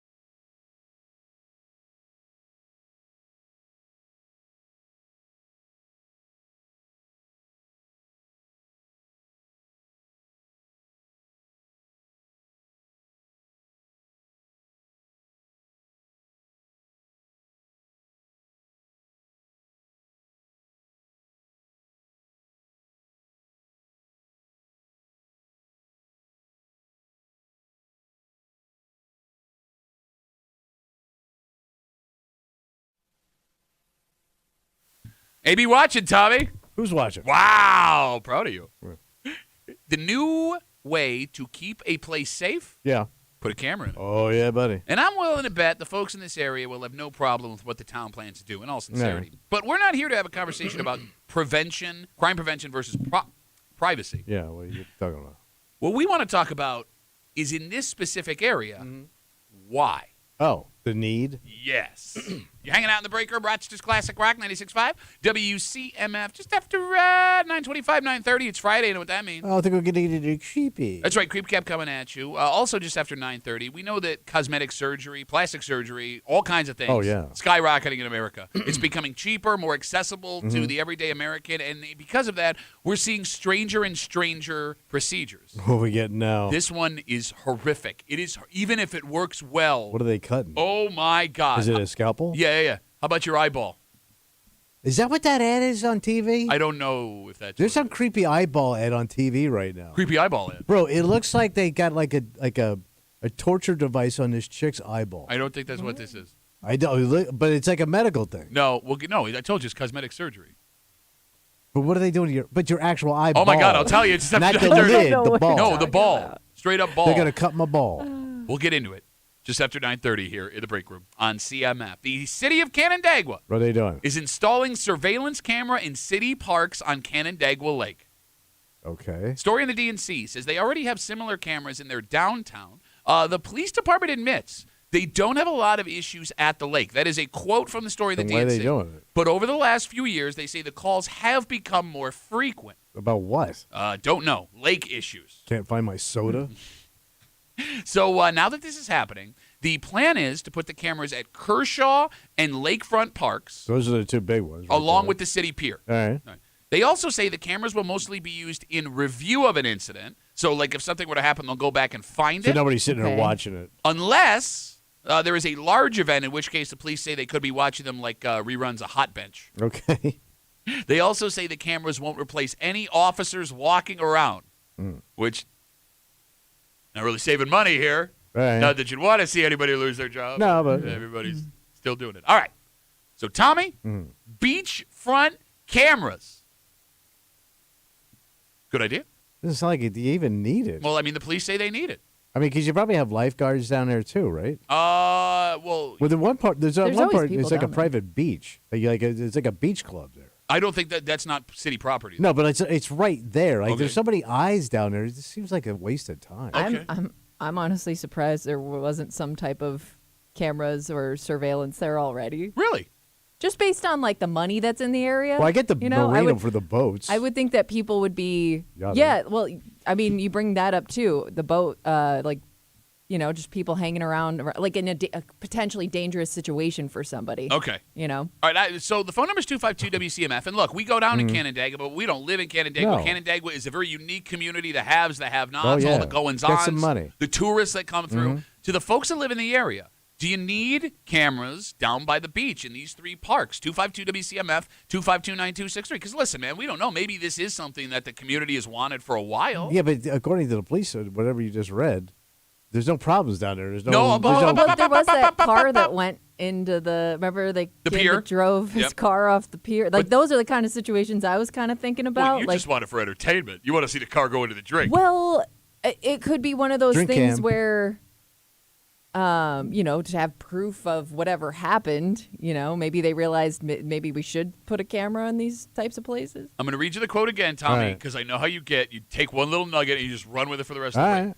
The police department admits Yeah. they don't have a lot of issues at the lake, but they do say over the last few years, calls in the area have become more But frequent. what are the calls for? I mean, that could be anything, like littering. I don't think You know what anyone I mean? calls It could the be cops like for you littering. didn't pick up your dog crap. I mean, do they have a problem with crime? Is it a bunch Kids of hanging out? Yeah, is there like pervs hanging down there?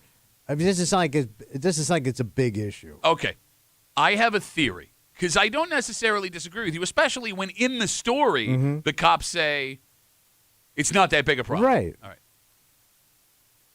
Are these cameras to catch people banging in cars down by the beach? What do they even care? Okay, well, they do. It is Because illegal. if you've got a foot patrol down there, the officer would see that. Okay, well, no. He'd tap on the window. Maybe.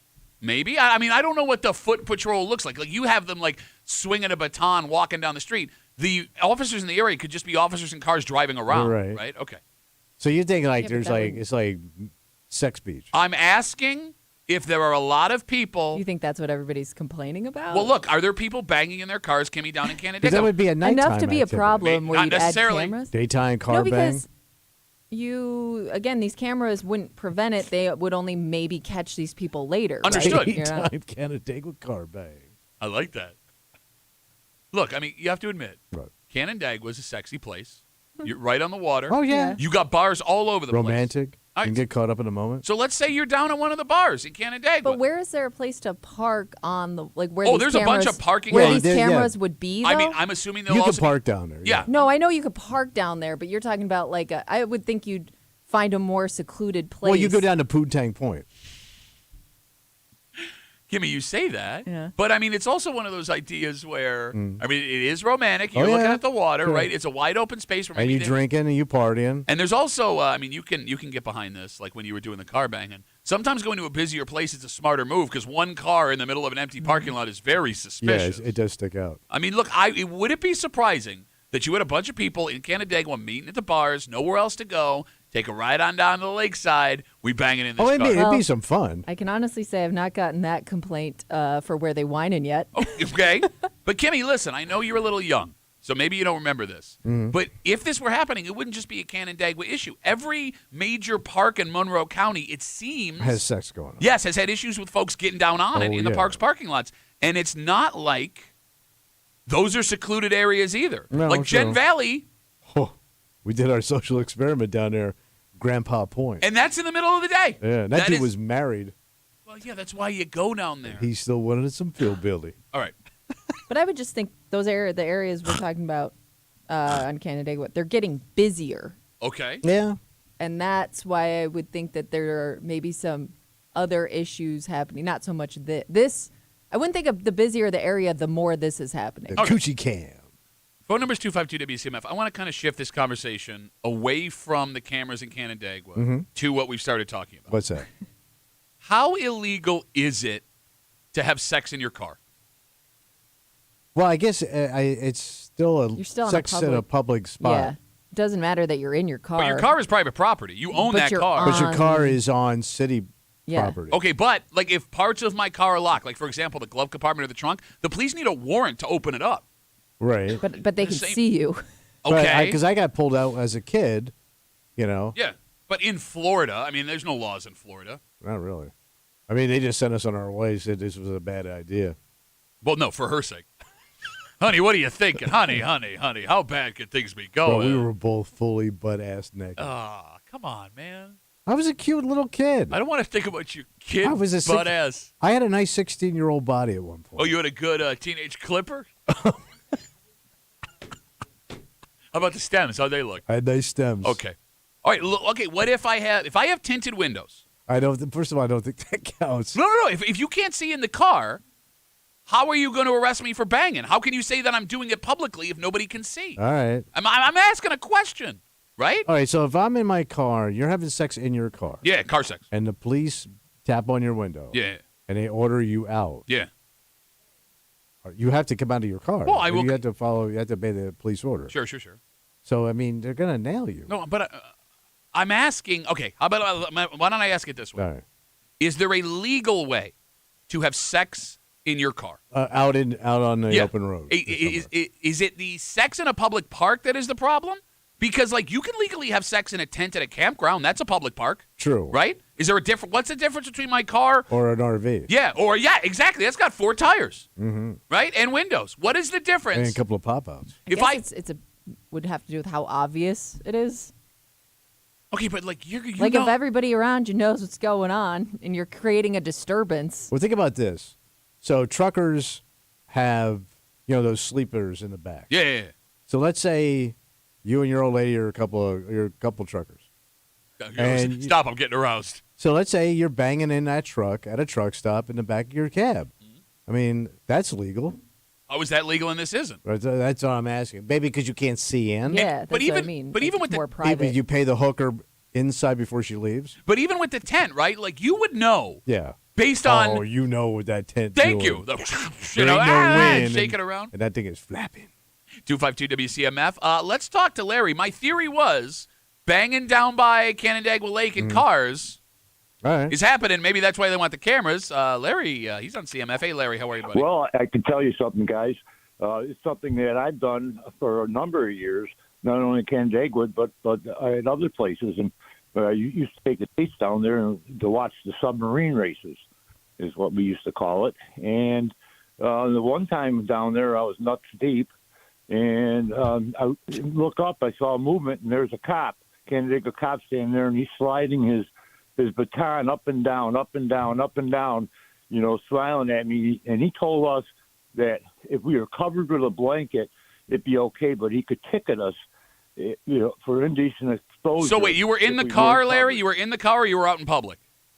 Well, I was in the car. Okay, all right. So the cop told. I'm sorry, go ahead. What year was this?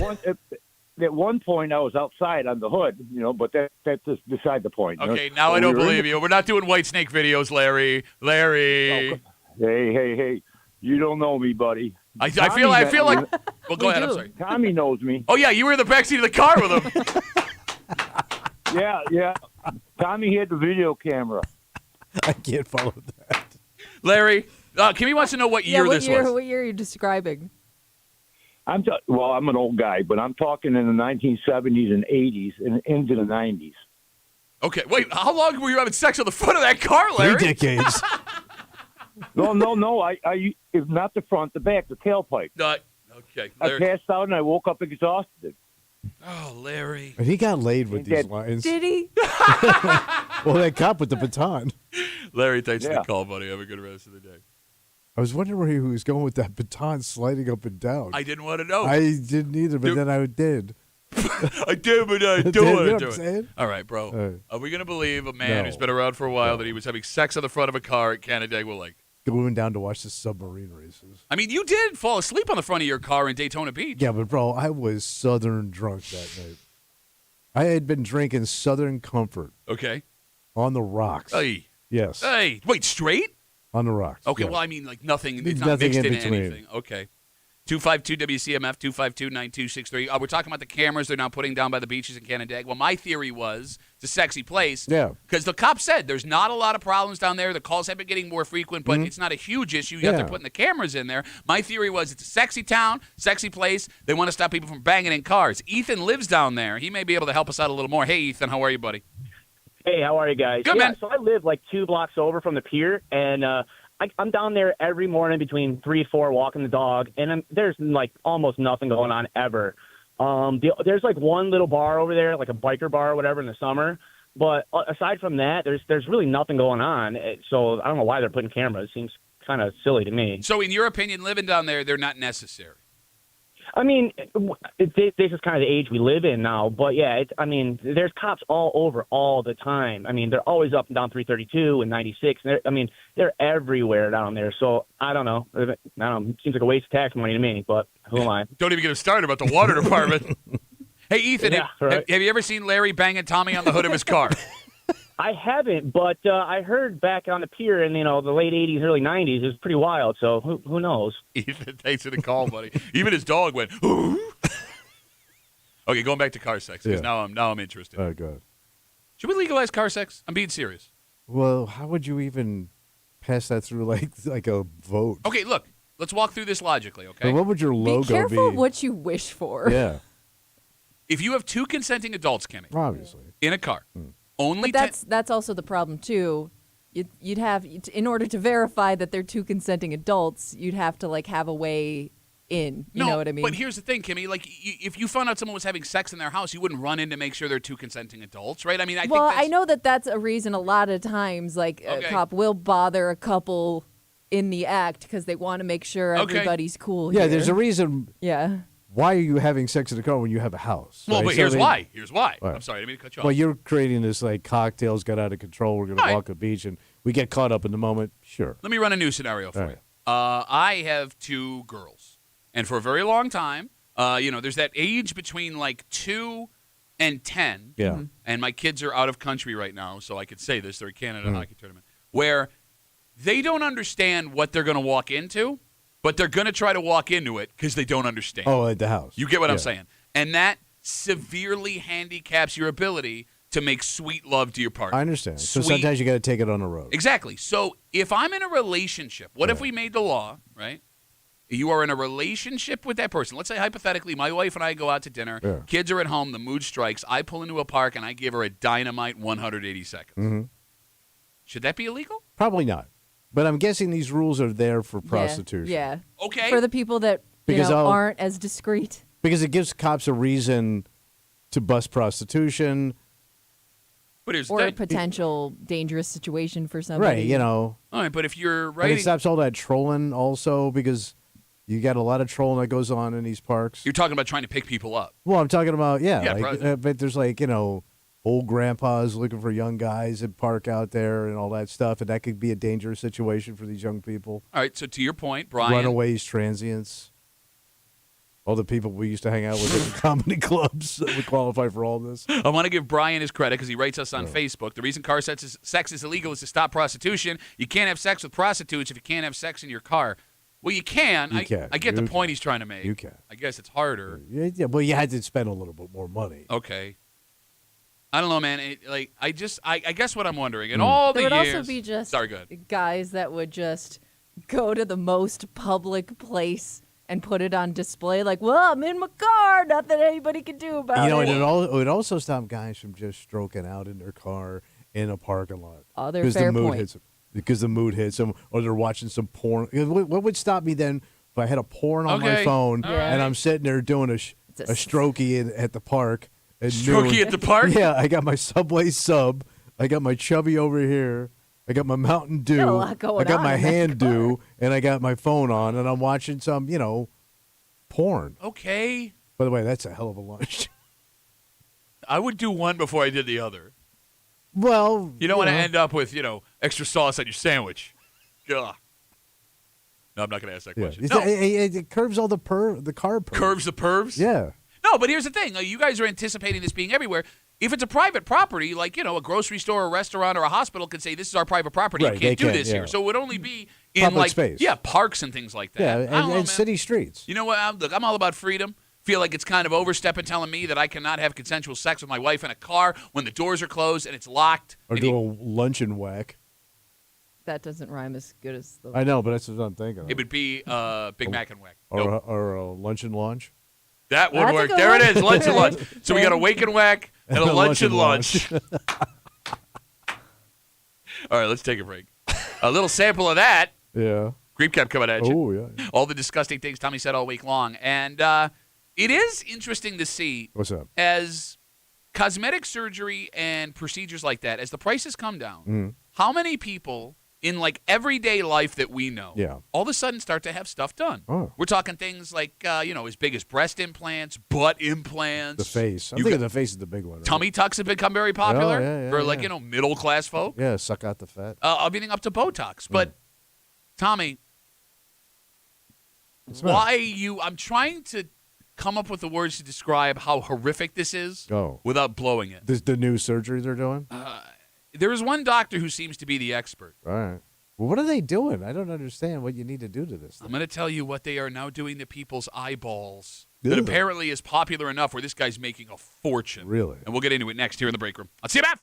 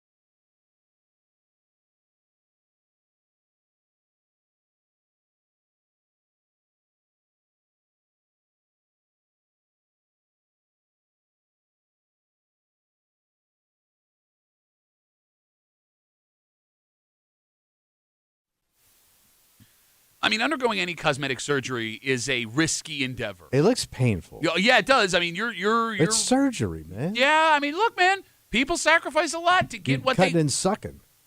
Cutting and a sucking. Yeah, and then a sucking and a cutting. Cutting and a sucking, sucking and a cutting. cutting. But this is something that even blows away the most complicated and painful cosmetic surgeries you've ever seen. I don't get the benefit. When you do this, and somebody's going to go, damn. Well, no, I mean, these people definitely stand out. Oh. Maybe not for the right reasons. Well, that ain't good. You're hanging out in the break room, Rochester's Classic Rock 96.5, WCMF. We'll get to that in a second, but it is Friday. Yeah, buddy. All the disgusting things Tommy said all week long. It is the Creep Cap, and it happens now on CMF. Oh, you feel that? That's the creep running down your spine. It's the Creep Cap on WCMF. Leave it in the machine, it starts screaming at you. Why are you shaking? That's how old people do stuff. So that's how you do it? Well, that's not how I do it, your mama. He's so mad that we called him out. We get some shaking. Come on. You did the fingers and you screwed yourself up with the fingers. Not last night. Oh, yeah. There's some muffin tops out there. Oh, the police are out front there. Not that young. I mean, legal muffin tops. Statewide muffin top. Where's Oak Ridge Boy tuning the whole time? How's that go? Good old legal muffin top. Muffin top, Tennessee. I don't even know if the Oak Ridge Boy is doing it. No, I want to drink coffee. I want it. Oh, you want some coffee? Give me your coffee. I can still coffee. Yeah? Where's it? What? Well, I was thinking about getting into the coffee game myself. No kidding. Yeah. I'm thinking about opening up a little kiosk. Oh, wait, where is this kiosk? Oh, he's got it located in the men's room. No kidding. What's it called? Yeah. It's called Uncle Tommy's Old Time Starbucks from my bucks to your mouth. Got a sauce. This thing was a fatty, and it had a tail as wide as my goddamn thumb. That's not that wide. Ask your mom. Look. I don't want to see him. I don't want to see a nipple. If I see one nipple, I want them all. You can't do it. Bro, if there's boobs or nipples, I'm done. Yeah, but you also had that problem before you had your back surgery. And you, what are you, a jockey? I was riding something last night. Ja! It's so good to be a creep. There it is, the Creep Cap on CMF. The hottest new cosmetic surgery in America. Yeah. Eye color changing surgery. So they inject color into your pupil? So the colored contacts didn't do it for you? Apparently not. So there are two ways this is done, according to the article that I have in front of me. And they talked to a doctor who does this almost full time, and he says business is booming. So the first way they do it is to take a fake cornea. So fun fact, your cornea where it's clear. It's the pigmentation under the eye, right? Or I'm sorry, the color is underneath. The whites of your eye? And then the clear is above it. No. We're talking like the actual, doesn't matter. Yeah, the surface. So there are two ways to do it. One, you can take a disc kind of thing, cut open where your eye is. My eye! Slide that in, and that will permanently change the color of your eye. The other way to do it is what's called keratopigmentation, which is also known as eye tattooing. They tattoo the crystal clear natural cornea above the iris under the eye. With a tattoo needle. It uses a needle or a laser to create space in which a color pigment is injected, which also permanently changes the cornea from clear to whatever color you would like. Yeah, but it's shaped like an anchor now. Or mom. It's like an eagle making a bicep. or like a hula girl. So, again, this has become... Man, who's doing this and why? A lot of people are doing it, and the why is they want different color eyes. But why? I mean... Seems insane. To just I can see if you got an ugly mug, you're old, but just do your eyes. What? No, I'm saying you got an ugly mug and you're old. You sign you up right now. But if I told you tomorrow, hey, I'm going to get some cosmetic surgery, and I said, you said, what are you going to do? I go, I'm going to do my pupils. I guess that's the last thing I need to fix.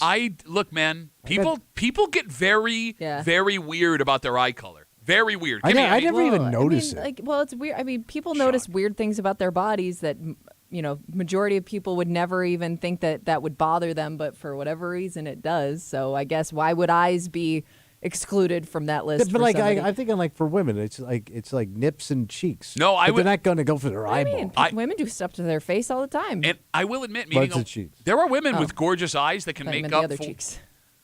There are women with gorgeous eyes that can make up for. I mean, you've met someone with eyes that are so nice. It's like, wow. So are there pictures of this? Does it look painful? real? No, does it look real at the end, or does it look kind of like a doll? There's something off there. So, in my opinion, Kind of like shark eyes. it's the second one because like there's one color this guy will do. He gives you different color It's almost options. like way too unique of a color or something. So he calls it golden harvest. It looks gold. Oh. And like these people, they all look like they were in the Michael Jackson Thriller video. Oh. Even They the look ones that like do a blue. corpse. Yeah, I mean it's very it's unsettling. Yeah. It's like right on that hinge of the uncanny valley where it doesn't look human enough. It's like, whoa, whoa. Yeah. But the guy's cleaning up. All right. With people willing to have their eyeballs cut open to Yeah. change the color of their eye. I'd also be afraid if something goes wrong. Well, it's funny you bring that up. I'm blind. So the American Academy of Ophthalmology, those are eye doctors, has seen so many of these the last couple of years that about 12 months ago,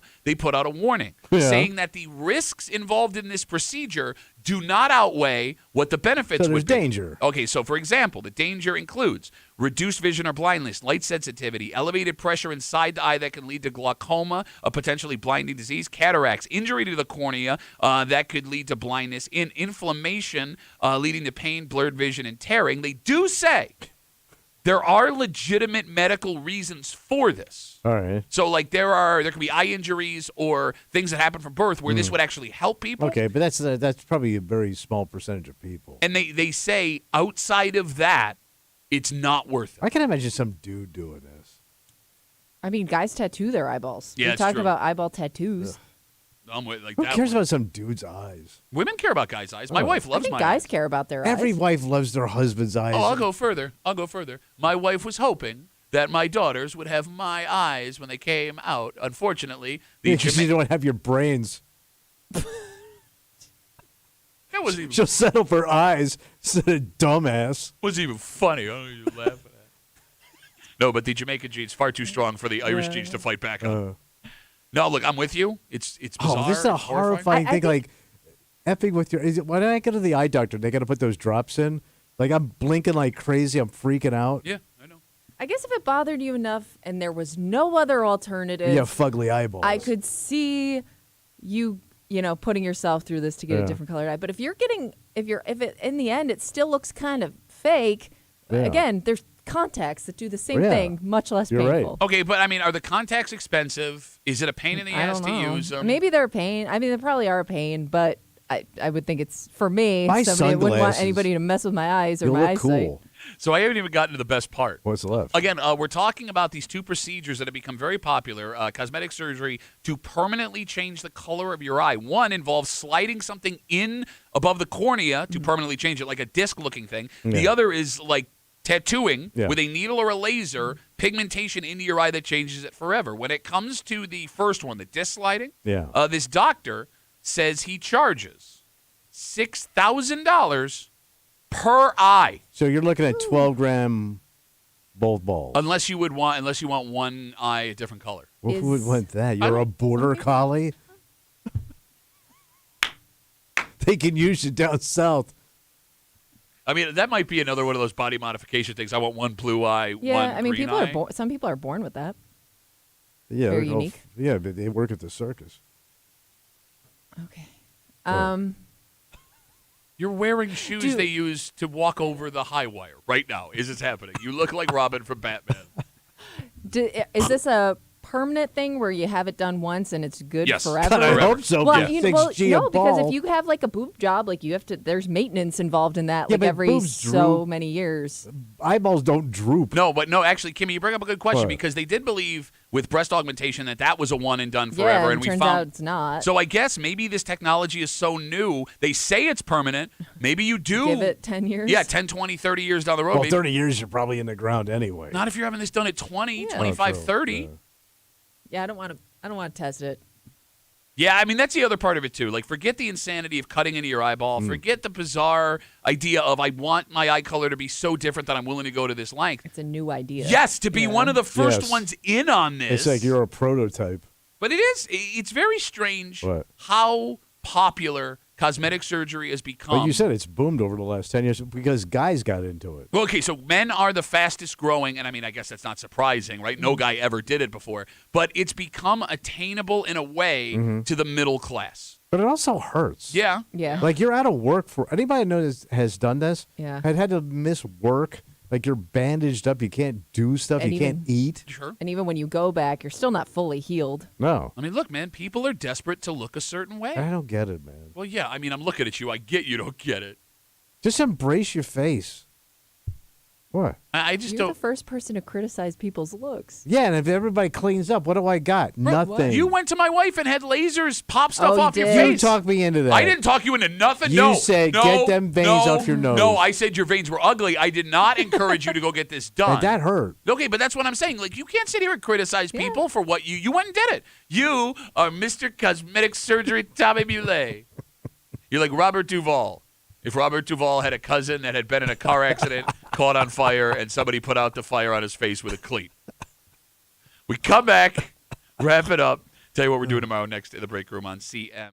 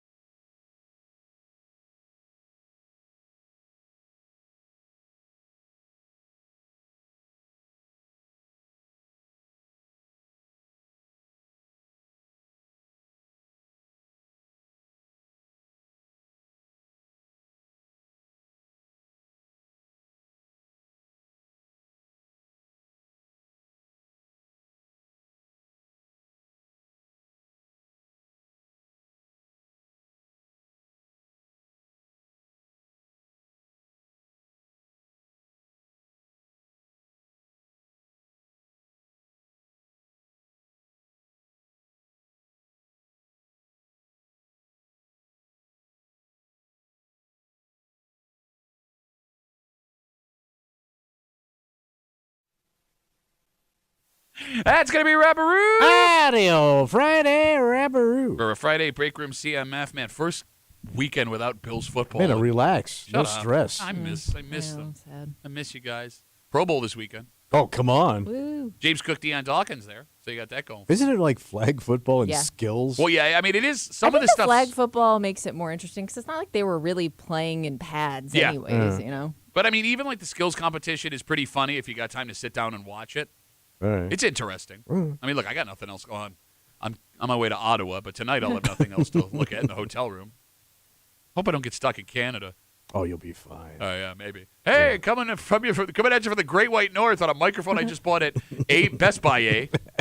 All right, we gotta get out of the way. For Kimmy, Yeah. you missed the funniest thing of the show. What'd I off miss? mic. Well, no, what Kimmy did. Oh. Well, we're talking about Dogtown on Monroe Avenue. Oh, yeah. And you're talking about there's a breakfast sandwich place that just Yeah, opened Hydra right next door. up. Okay, Yeah, it's called good. Hydra. Yeah. Like like from a- G.I. Joe.